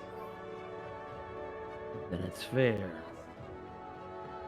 The hard way it is. Do you have anything that could aid us? Or does your friend have anything that could potentially aid us in Avernus? We're going to be going into the lion's den, literally. let's see. I have not too much that could aid you, but I am willing to part with something. You'll be heading to Avernus, which is the first level of hell, which used to be beautiful from what I've studied, but now is a cesspool of death and decay and destruction. So probably won't be a lot of nice places to sleep, not a lot of easy ways to barter and trade. I'm willing to trade something with you. You're doing a good deed, but this is quite the valuable item, you know. She walks around behind her desk, and she digs around for a moment, and takes out a satchel with some odd-looking stitchings on it, and sets it on her desk. This satchel is a little more than it seems. It can store a lot more than it looks. I'd be willing to part with it for, say, 300 gold? Ooh. 300 gold. Before anybody can say anything else, there'll be 30 platinum sitting on the desk in front of her. You set the 30 platinum in front of her, and she says, "Excellent. I'll have you know, and you probably already know, since you brought the money so fast, that this is indeed a steal of a deal. But, well, it's not often I have an adventuring group literally telling me they're about to travel to Avernus of their own free will. So, I hope that it serves you well." And she slides the satchel over to you, Doya, which you immediately identify as a bag of holding.